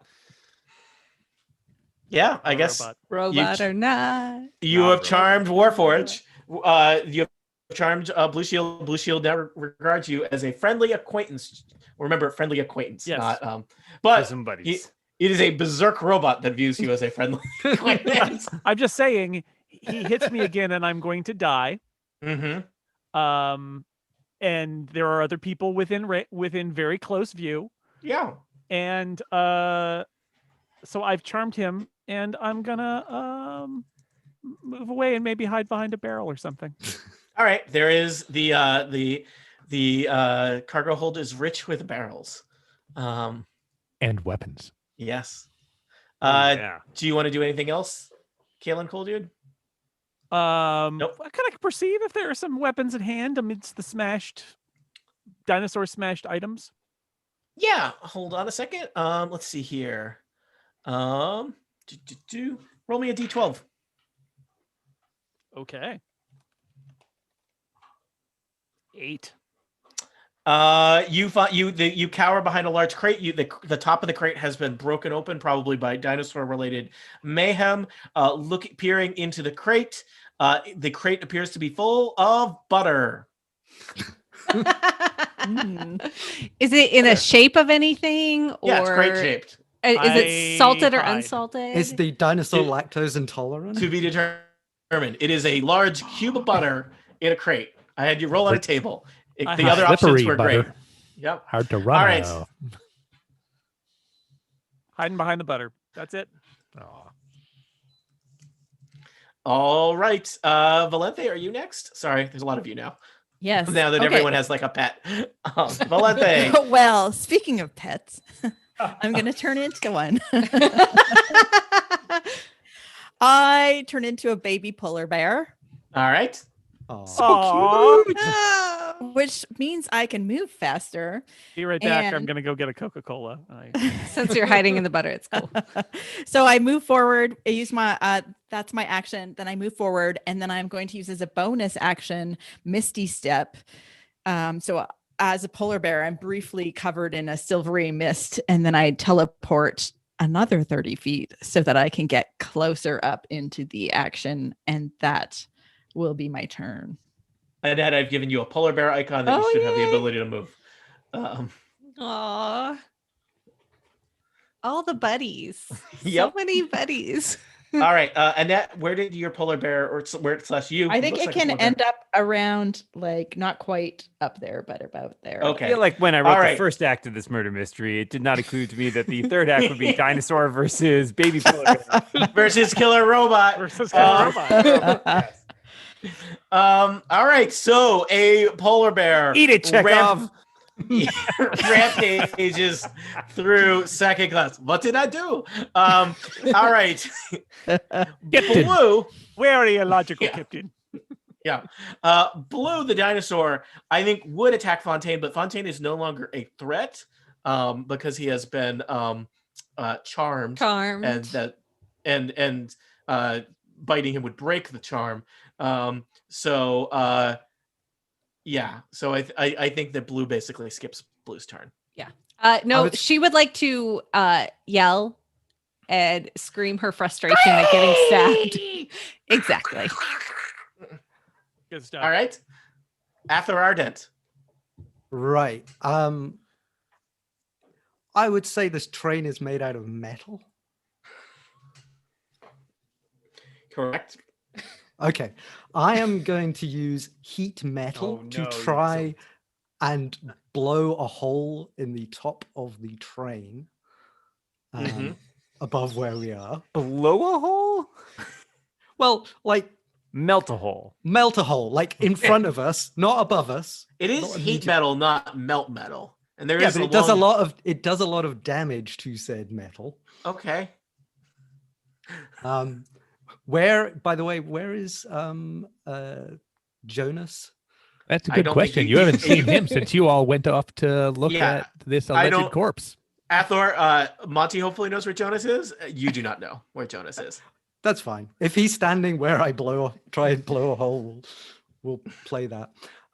So just like Here's Just- Jonas. just at the front of the cargo car. So in front of us and up, I am going to attempt to heat the metal and see if I can. You cause the object to glow red hot. I don't think it makes a hole. Yeah, I don't think that makes a hole. I think if you want to turn that then like into a like you're gonna forge it like a sword. You can do that, but that's gonna take Forge a some time. sword from the train. Is there some follow up to it where you then hit it with a giant hammer or something? Well, I'm trying Or- to guess. I need to get on top of the train. Is really where I'm thinking because that's where the We all action need is. things, James. Well, it's like, what's the best way of getting up there? I'm just saying there's Probably a ladder. a cargo door right here. Okay. So the cargo door is past. All right. Okay, I see it. So past the robot. Mm-hmm. It is up train of the berserking robot. This is where we are now. Yes, it is just past the berserking robot. Take a left at the berserking robot. Yep. So After the berserking robot, before the Dunkin' Donuts. Yep. I feel that like okay. Well, okay. Why do you want to go up on the top of the train? Because it's cool. Yeah, man. Okay. And do that. why can't you just go up between the two cars? Yeah. Between second class and cargo. You can just go up there, right? Yeah, sure. Okay, let's do that. Without melting things. All right. Yeah, we didn't get into but I guess between each car, Specifics. there's probably some kind of utility hatch that a strong, seasoned warrior and/or dinosaur can tear through without too much work. Okay, then we will be on top of the front Well, of as the. soon as you leave my range, I will You're charmed. stab you. No, That's you Good can't. Kathy, watch your levels. That was very Sorry. loud. Charmed. Sorry. Charmed. Very That's the excited. whole point. You will clap politely as if a coworker has taken a new job. See you tomorrow. Yeah. All right. Yeah. All right. So you coax Blue and you unlatch something and Blue tears something apart and kind of scrambles up a ladder with the two of you clinging on, and you are now between two cars atop the train where I believe you suddenly find yourself face to snout with Jonas. Is that true, Jonas? Yeah.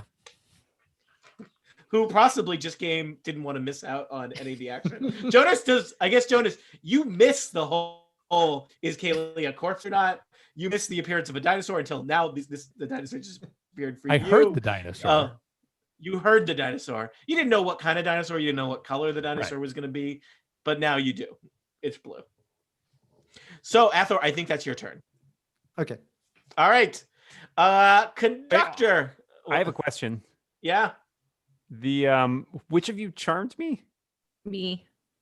A charmed creature Kaylee? can't attack the charmer or target the charmer with harmful abilities or magical effects. Doesn't say I can't stab James on the way by. I thought it said let's see. You are your companion. And You or your companions. It Yeah. fails the saving throw. It's charmed by you until the spell ends, or until you or your companions do anything to it. But the charmed effect says a charmed creature can't attack the charmer or target the charmer with harmful abilities or magical effects. Doesn't you say their regularly attract- companions. Do you attack the co-workers of your friends? Yes. If they're riding a jerks. dinosaur, yes. Jason works with this. Oh, sorry. I am not sure about that, Dan. Look, do other people remember how we played Charmed in the past? I don't think we usually charm player characters, so it's kind of. We do avoid charming player characters. You people charmed a bunch of goblins back and kobolds back in the Sunken Citadel adventure. And they were friends with us for ages. Yeah. I'll allow you to make an attack on Athor the dinosaur, Dan. I'm definitely. You know what? I'm gonna say you can't attack a dinosaur because the dinosaur is under your friend. It would be like saying like you've charmed me, but your car is not, so I'm attacking your car. Kaylee is great, but I would even say, I you don't know what? guy. You know what? I mean, you're attacking somebody who's driving the car that she's in. You have disadvantage. Your heart's not in it because you've been charmed. Well, This is new laws I have to make here. I roll a 25 and a 22. All right. Well, you really wanted to hurt that scientist. It's almost like he looked like James. Okay. Wow. Oh. Suddenly this got personal. All right. I mean, that's it. I'm going to be sitting down here for the rest of the time, just enjoying my time in second class because they're not going to hurt me while I'm on the train because they're now on top of the train. Oh, so you're going to get murdered by a robot. You're the conductor. Don't you have any sense of responsibility to your train? Not charmed, I guess. All right. Jonas, Lost Air, it's you up on top of the train. It's nice and breezy here, plenty of fresh air. Doesn't smell like a corpse that's been lying there for 5 hours. The drinking situation's not great. Also, dinosaur, secret lover, and scholar are here. Can you describe this dinosaur, please? I just got here. Yes, this is a velociraptor. It is a bipedal dinosaur with clawed feet, little clawed arms, big snappy bitey mouth. It's got kind of a bluish hue to its blue and green scales. It is being ridden by a halfling and a human. The human is wearing a bathrobe. I'm going to punch this dinosaur. Yeah, okay. Yeah. With a look of just glee in my eyes. I've always wanted to punch a dinosaur. I'm going to use that inspiration somebody gave me a second ago to do not very much better. Total of 13, I'm afraid. Let me just check. You know what the natural armor class of a velociraptor is? Kathy, you want to say it? 13. Yeah, roll some damage. Punch that dinosaur. I will do that. Oh, my fighting style is unarmed fighting. That's why you didn't know how to use that gun. That's right. I will do 10 points of damage. Ugh. And for my Ouch. bonus action, I will spend a superiority die to make a grappling strike to attempt to Grab that grapple the dinosaur. Grab to that attempt to grapple the dinosaur. target, and that is the dinosaur. I'm going to try to like get it in a noogie. Yeah. So I roll. Just to be superiority clear, die plus a- if bloodied was a thing in 5th edition, that dinosaur is bloodied. that's good. Then I probably should have done the more damage method, but I don't care. Nope. This is a contested strength athletics, and I get to add my superiority die. All right. I am rolling strength for the dinosaur. I have rolled a very sad 10. 25. Ouch. All right. You get the dinosaur around the neck. The dinosaur was not trained in wrestling. Backstory. Sorry. Now I would like to take my extra Damn it. attack because each of my attacks do come with an extra attack involved. Ooh, that's 13 again. All right. You know that hits. I rolled a 5. So 6 more points of damage. And I'm sorry, is the dinosaur grappled at this point? Yes. Athor and Kaylee, I think you fall off a grappled dinosaur. Aw. Aw. I mean, Bonnie's wrestling a dinosaur. What do you want from me? I mean, I'm gonna be sad regardless. It's understandable, but yes, I'm gonna be sad. Now I'm the going to train- use action surge to Oh, take gosh. another attack and continue to pummel this dinosaur. Oh, God. Kaylee and This is Athor are all just, this game is are- about now is me punching a are dinosaur. just standing on the top of the train. train, watching you beat to death the dinosaur with your bare hands. All right. Tony, is there any chance when they fell off the dinosaur that they might have taken damage or rolled off the train to their death? Oh, yeah. When you get knocked off a train, a dinosaur on top of a train, you should definitely roll a saving throw to see if you are certainly on your feet at the very least. All right. All right. Roll that while Monty's killing this dinosaur. I rolled an 18. All right. And I rolled 17. Okay. You're on you land on your feet next to the dinosaur. Thank you, Jason. Jason, you get inspiration for that. Yay! I'm sorry, just looking up the rules about throwing a person if you're grappling them. Because I would love to fling this jerk of a dinosaur right off this train. She didn't really harm anybody. That's right, she didn't. Well, nobody in first class. Excuse me. Excuse me. Right, the second Hi. class. I got bit by a dinosaur. Yeah. But you're the staff. You stabbed the dinosaur first. Well, no. it No, bit no, you no. first, and then That's you not stabbed it. true. Well, it bit somebody and you threw yourself into his jaws. I'm no dinosaur lawyer, but that I'm sounds a like representative of the train. It is my duty to protect the innocent Fontaine. passenger. I'm no dinosaur lawyer, but that sounds like entrapment. Monty, dinosaur throwing, or am I Yeah. buying time for you to look up dinosaur throwing? I decided you're the DM, so you have to do it. I would like to use my first attack of this bonus action, not bonus action, sorry, action surge, to throw the dinosaur I am currently grappling off of the train. What do I roll? I think that's going to be a contested strength check. Love it. I feel pretty good about this. I have rolled a 17 for blue. I rolled a 14. All right, you are wrestling, but blue manages to stay planted. There's some rolling back and forth, but you do not manage to fling blue from the train. But All right, well, with my extra attack of this attack, I would just like to punch it again. all right, Like, the heck with it. Pow. Well, that's better. 23 to hit. absolutely. Roll some damage. Blue is not doing good, everybody, just so we know. Oh no. How sad. I just It's very sad. well, wouldn't it be sad if Monty is unable to throw a dinosaur off the train and then has to just beat it to death with his hands? 9 points of damage. That is, I mean, I don't My know what bare hands tragedy. are as tough as a long sword. It's great. All right, blue has less than 10 hit points. I know how that feels. Tony, before you move, I think you skipped my turn.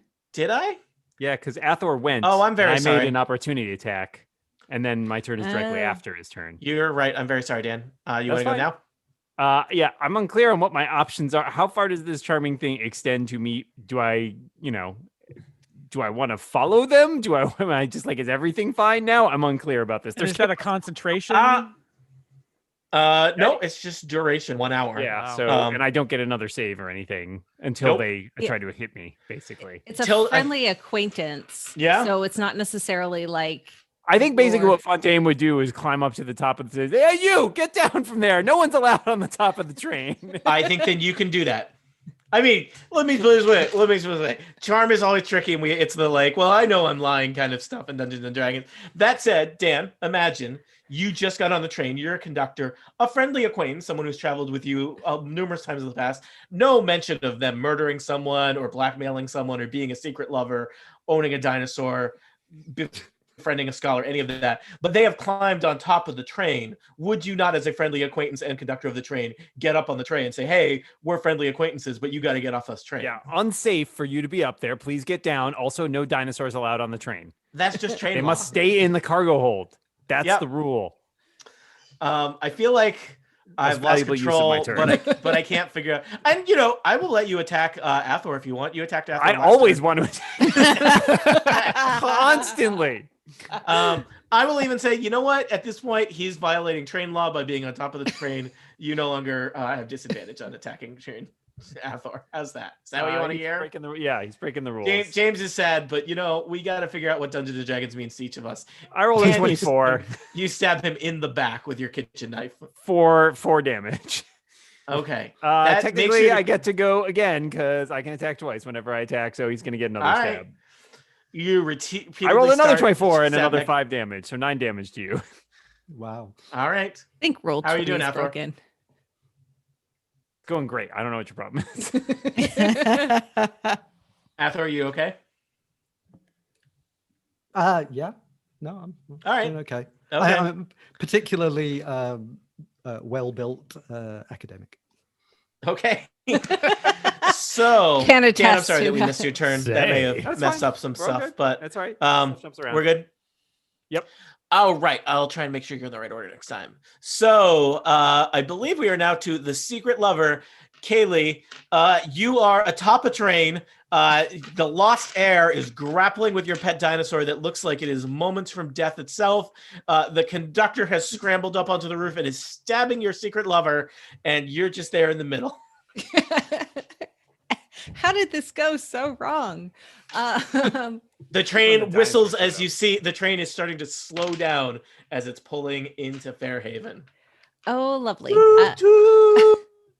I am going to cure wounds for Athor as much as it hurts me. Somebody just stabbed those wounds, and you're gonna go and undo that. Yes.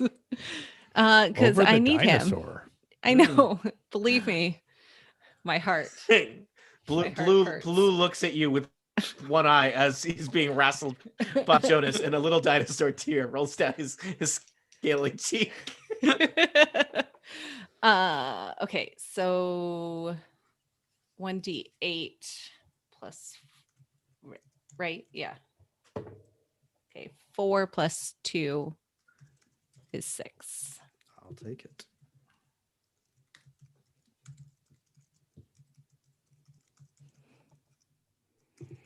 And I'm going to just start crying about Blue. All right. Blue Shield is next. Blue Shield has been charmed by Kaylee. Surveys the wreckage. Kaylin, sorry. Blue Shield surveys the wreckage that is the cargo hold and second class cabin and rushes the baby polar bear that is Valente. At least that's not a real baby polar bear. I mean, that's the real. That seems right?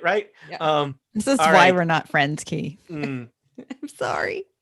I mean, this is the fight we've all wanted to see. Valente, a giant metal arm flails out at the polar bear's snout. I have rolled a 16. That will hit. 7 bludgeoning damage as the robot's metal hand punches you in the snout. I growl and start to bleed from my nose. All right. Loyal retainer, Kaylin, cool dude.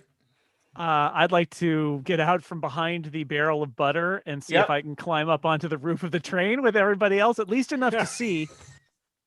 Aren't you like 5 hit points from death? All right. Okay, so you do that. I just want to see. I just want to be able to see. I don't need to actually get up there.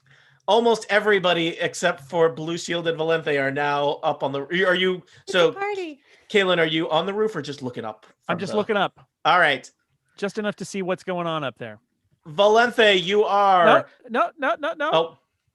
Oh, sorry. You're gonna do something. I'm gonna do something now that I can see Oh, them. okay. I don't know why that was confusing. A beam of crackling energy streaks toward a creature within my range. Oh, who will it be? Who will it be? Let's just recap some of the creatures on the roof of the train. I see a dinosaur named Blue. I see Jonas, the Lost Heir. I see Secret Lover Kaylee, Arthur Ardent Scholar, and Conductor Fontaine. It's gonna go to Kaylee. Oh, the murderer.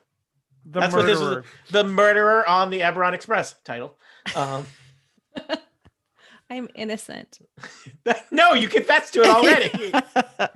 Lies. All right. I wasn't there for that. I'm sending a beam 22 to hit. What spell is this? Eldritch Blast. Okay. Ouch. I assume a 22 hits. Yeah. Oh, yeah. Okay, that's 10 damage. And then beam number 2 is going for the dinosaur. You're just 16 spoiling to hit. Jonas's fun, really. 16 hits a dinosaur. 7 damage. Let me just check here. Where is? Oh God. Blue is real bad. Real bad. Well, it's 1 or 2. Yeah. real bad. And that's it. I'm just gonna hang here. All right. On the ladder. Just chilling. Okay. Valente, there's a berserk robot fighting you in polar bear form. And I'm going to stay in polar bear form and do a multi-attack. So, all right. First off, I'm going to bite that robot. I will tell you, I'm amazed. Blue Shield's armor class is 21. Oh, and I rolled a 21. That's how you do it. And so that is a whole 4 points of damage. Okay. And my claws, apparently I'm better at rolling. Oh, my claws swipe at and miss. Okay. Yes. All right. Blue is up on the roof of the train, near death, being grappled by Jonas. Blue is going to bite at you, Jonas, as it's possible last thing that Blue gets to do. Blue has rolled a 20 to hit.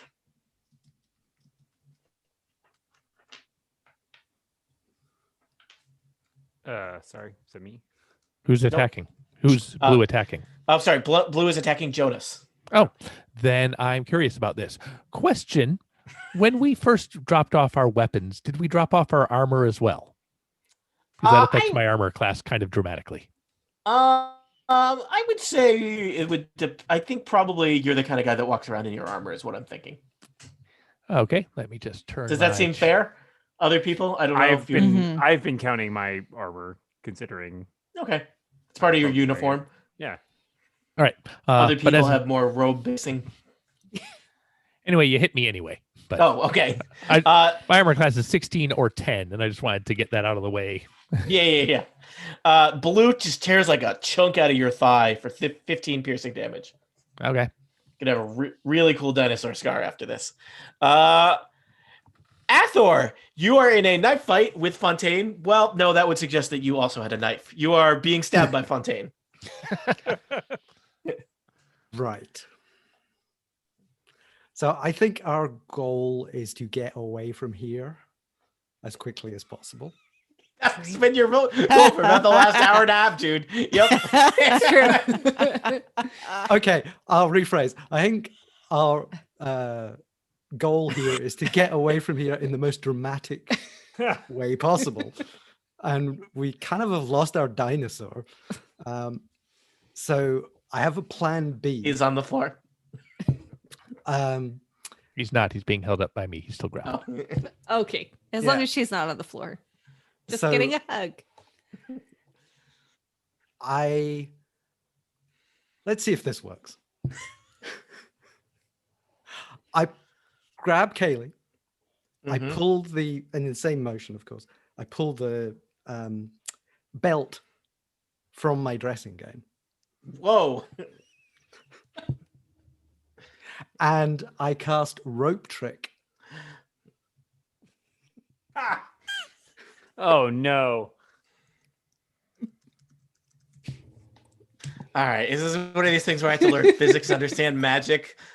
So I think, like, if we had done the rope trick inside the train, the portal thing would move with the train. But because we're on the roof of the train, I think the portal will be anchored in space. Doesn't make any sense. Look, we're fighting robots. I think it yanks your arms off then. Well, How fast is the train going? It's slowing down for town. yeah. I would like to that's make an what- opportunity attack at whatever point something pulls Same. him away from me. You're hugging a 100%. dinosaur. Dinosaur? Fist. All right. So I think this is basically the equivalent of you just activated a parachute while you're standing on top of a train, which means you are going to be yanked backward at basically equivalent of hitting a brick wall, but possibly to safety. However, I think various people are going to get a free attack on you as you go. That seems perfectly fair. All right.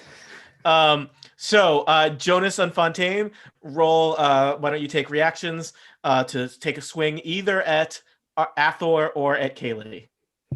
Fontaine, Fontaine, 16. who are you attacking? I'm Athor. He's the only one I can attack. 16. That will hit. 7 damage. That'll do 7 damage. I am also attacking Athor. I have rolled a 19, That will also hit. 7 damage. Still alive. Okay. So I'm gonna. I think I don't.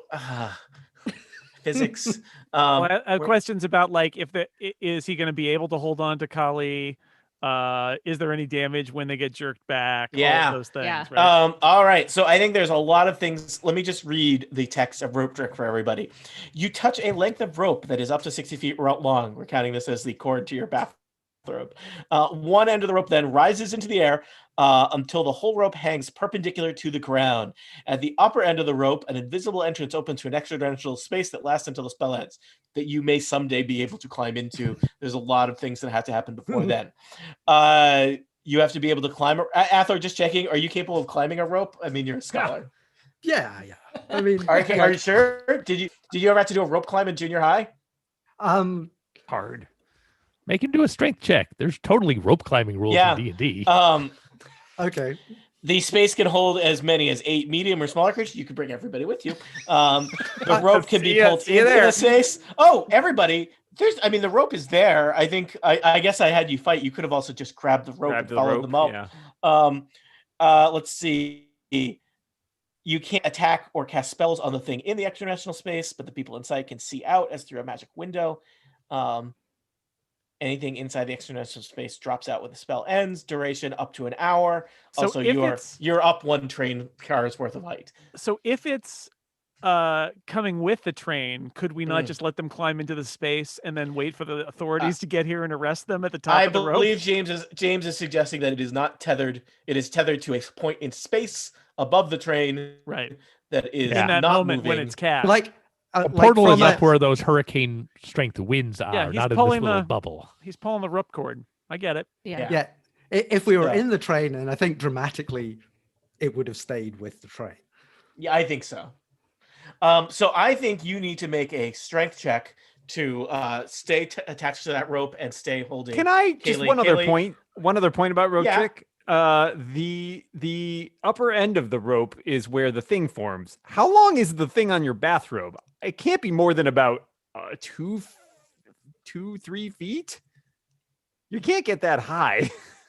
But we don't really need to get high. If the ground below us is Yeah. I leaving guess I get the us- question is how far does this bubble extend around the train in which we Also, are not all I'll- being blown up? Also, I'll say, as the train's moving forward, I hope there's nothing of higher than that behind on the down train. Right. Down train, Did or I they'll mention- smash into it. like a Did I smokestack or mention there's something. Did they? Yeah. Or yeah, the caboose has got It a would little. be Oh, down that's train, right. right? We're, Yeah. we're up towards the engine right now, so the whole Yeah. train is going to be running under you.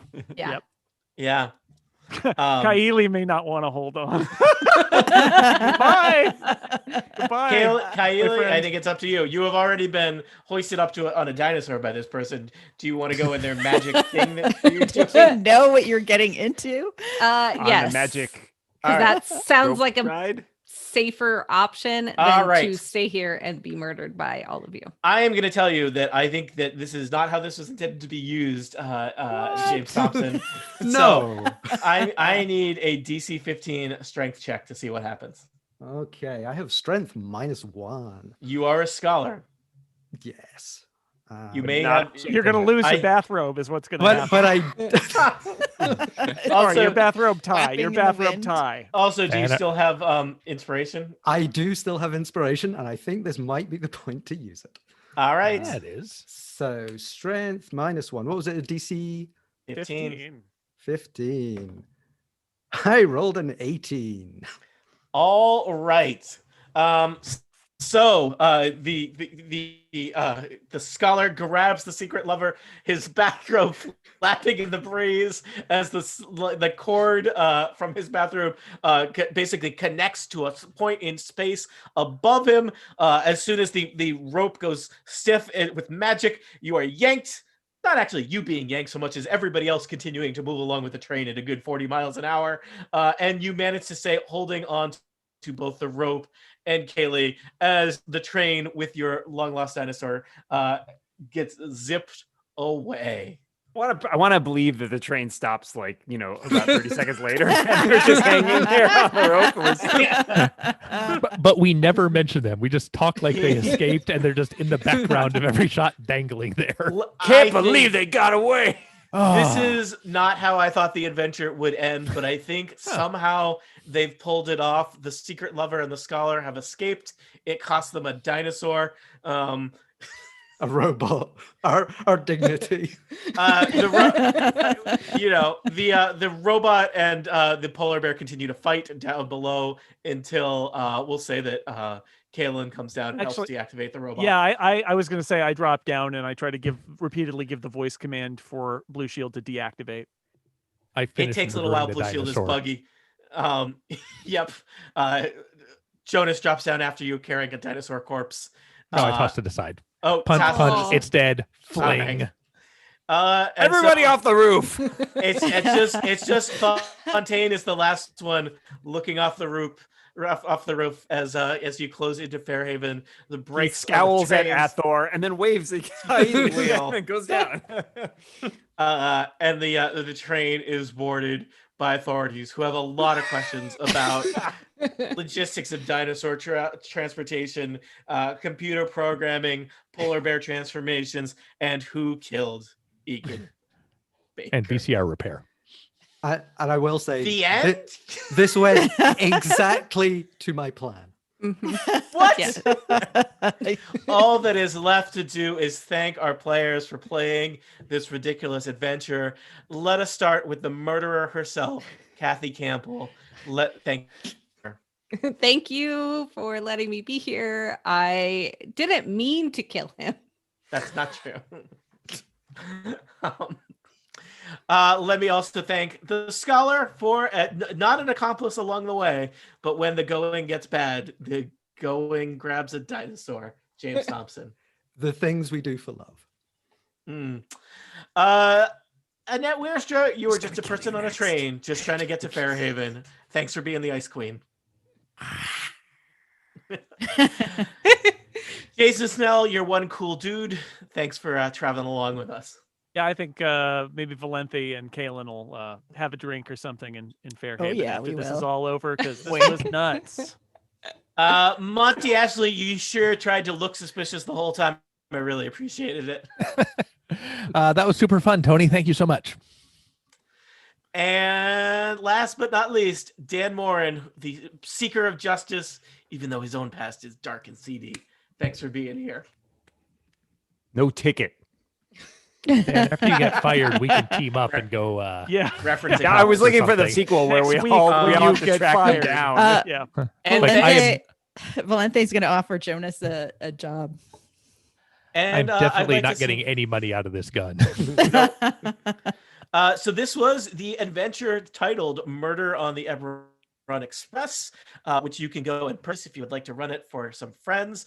This was highly recommended to us by friends like listener Will Wagner and Jane Ritt, who you may recognize from other Total Party Kill experiences. Hopefully I did it justice.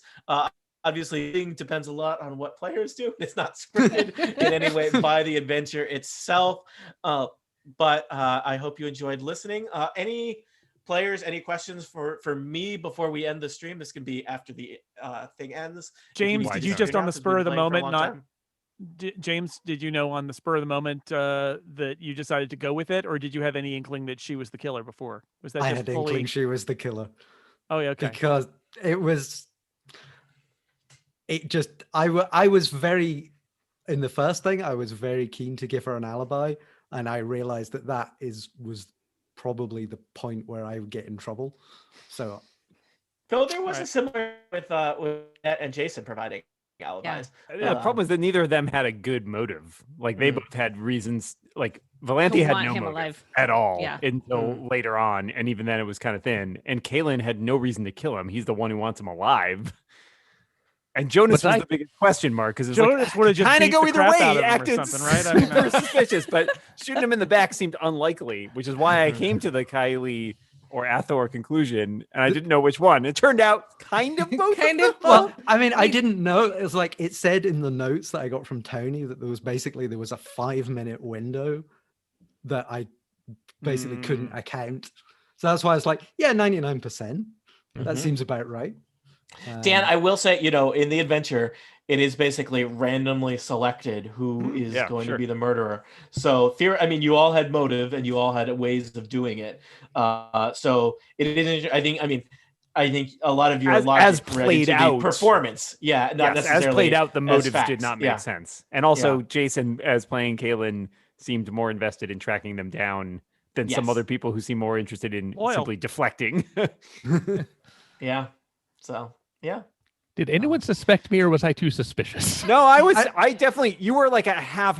It didn't seem quite right, but your character. It made sense. Like that, you had a ton to gain and you acted shifty. But I couldn't quite figure out whether or not that made you were guilty or overplaying it. I was acting suspicious, but not guilty. Yes, in the crime drama, you're the person that they first finger, right? And then it turns out it isn't them. We arrest you, and then you have an alibi or something. We're like, damn. I sent Tony a message during the first game saying if he wanted a second corpse, he could kill me off at any moment. I'd be totally fine with that.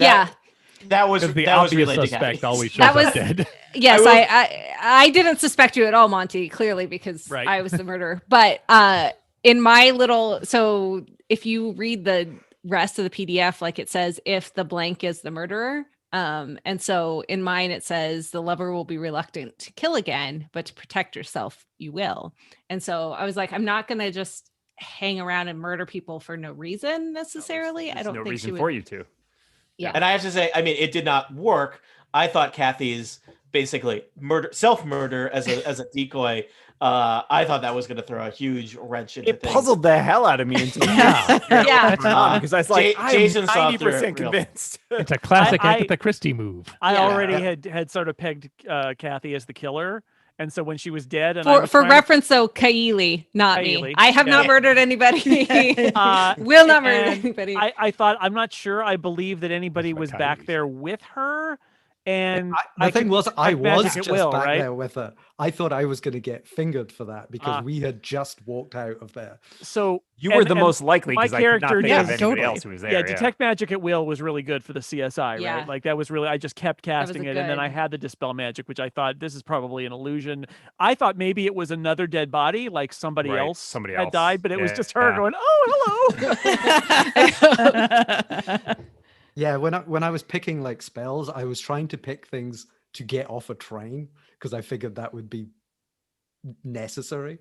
And so the rope trick was one that I picked right when I was going through them initially, and thought that is, because I asked Tony, I was like, if I do a rope trick on the train, what happens? Like versus the right.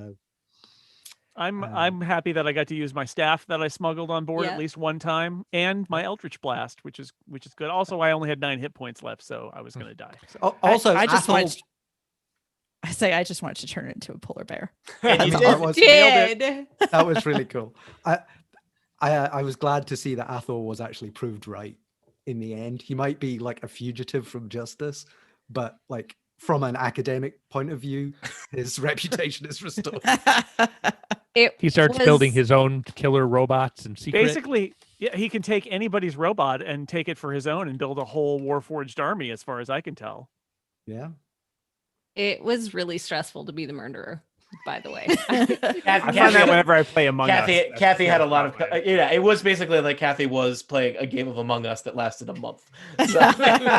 I did more research and work on this than I did in some finals in college. So to put that out there. I loved how much work everyone did. Having everybody have full backstories was really fun. It was fun. Yeah, this is very really fun. Good. And it culminated in the combat, but we got to do all the other stuff going up to that, which was really great. And then I wasn't sure. Climax. I wasn't sure if there would be combat. I was like maybe they're just going to get away unless all of you really, really try to stop them. And I tried to knock her out or paralyze her, which might have actually solved a lot of that, but it failed. I figured we were done for at that point, basically. Yeah. And that was my last spell slot, so that was the end of that. I did not think you were going to get away. I was like, no, they're too very powerful. Especially Jonas hasn't even gotten into this fight yet. Right. He's gonna sucker punch a dinosaur like that. Yeah, I mean, it was kind of like once it was going sideways, it was like, well, let's just try. Go for it. Yeah. What works dramatically, if maybe not. So, Jason, I completely lost track of time. Was that basically a 2-hour episode? Is that what happened? A little short of 2 hours, but yeah, okay. In the ballpark. But I think right. the way I'm planning on releasing, for those who are listening now, they get to hear this. The mini adventures is in 2-hour blocks, so I'll probably do this. Given what we did, sort of 3, and then 3, I'll probably make it 2, 2, 2. All right, and it'll be a 3-parter. Sounds good. Also, we also had, James and I had other ideas too, because both of us have the ability to like disguise ourselves. So if we had gotten into a cargo hold before, but everyone's stuck together, but we could like murder one person and then like swap and replace to make them. We were keeping you together was like the best move I think I could have made in terms of. And you were very diligent with locking things. Diligent. Yeah, up until that Dang last doors. Also, I would have just run away, but you locked the galley door. The game would have been completely different if James hadn't hacked the Warforged, right? Yes. That would have been like that. I was trying to bring the hammer down there, and it was a risk, I knew, but James with his that's why I was so keen skills. to get in to get to Blue Steel, but like because that was another one. I ran that past Tony and I said, would this work? And he was like, maybe. I think I avoided giving James any direct answers to his garbage questions. Yeah, my new philosophy is I don't ask, will something work? I just try it in the game and make the DM do it on the fly. This was the first time I played a generic human fighter, and I'm very excited about that. Nothing weird. Good. My other plan, your character, Monty. Thank you. My other plan was, because both Kathy and I could disguise ourselves, that we swap, so that basically they take in Kaylee, but it's not, and she gets away. And I very selfless of you. Well, yeah, that's good. just me. Chump. Well, this was my first warlock, and that was also fun. He's a warlock who lives in the pool house. What are you gonna do? Seems right. This was my first academic. My first train conductor. Yeah, great. Also probably my last. Good times. I think you're going to get fired. I don't know, Dan. Yeah, this train is in bad shape. Yeah, it is not, and no longer a majestic luxury express. No. I mean, all the first all the class dead passengers. I think we've probably covered everything we need to cover. Thanks for playing this very long adventure, or at least long session today. And thank you, listeners, for following along, either in the live stream or the bootleg.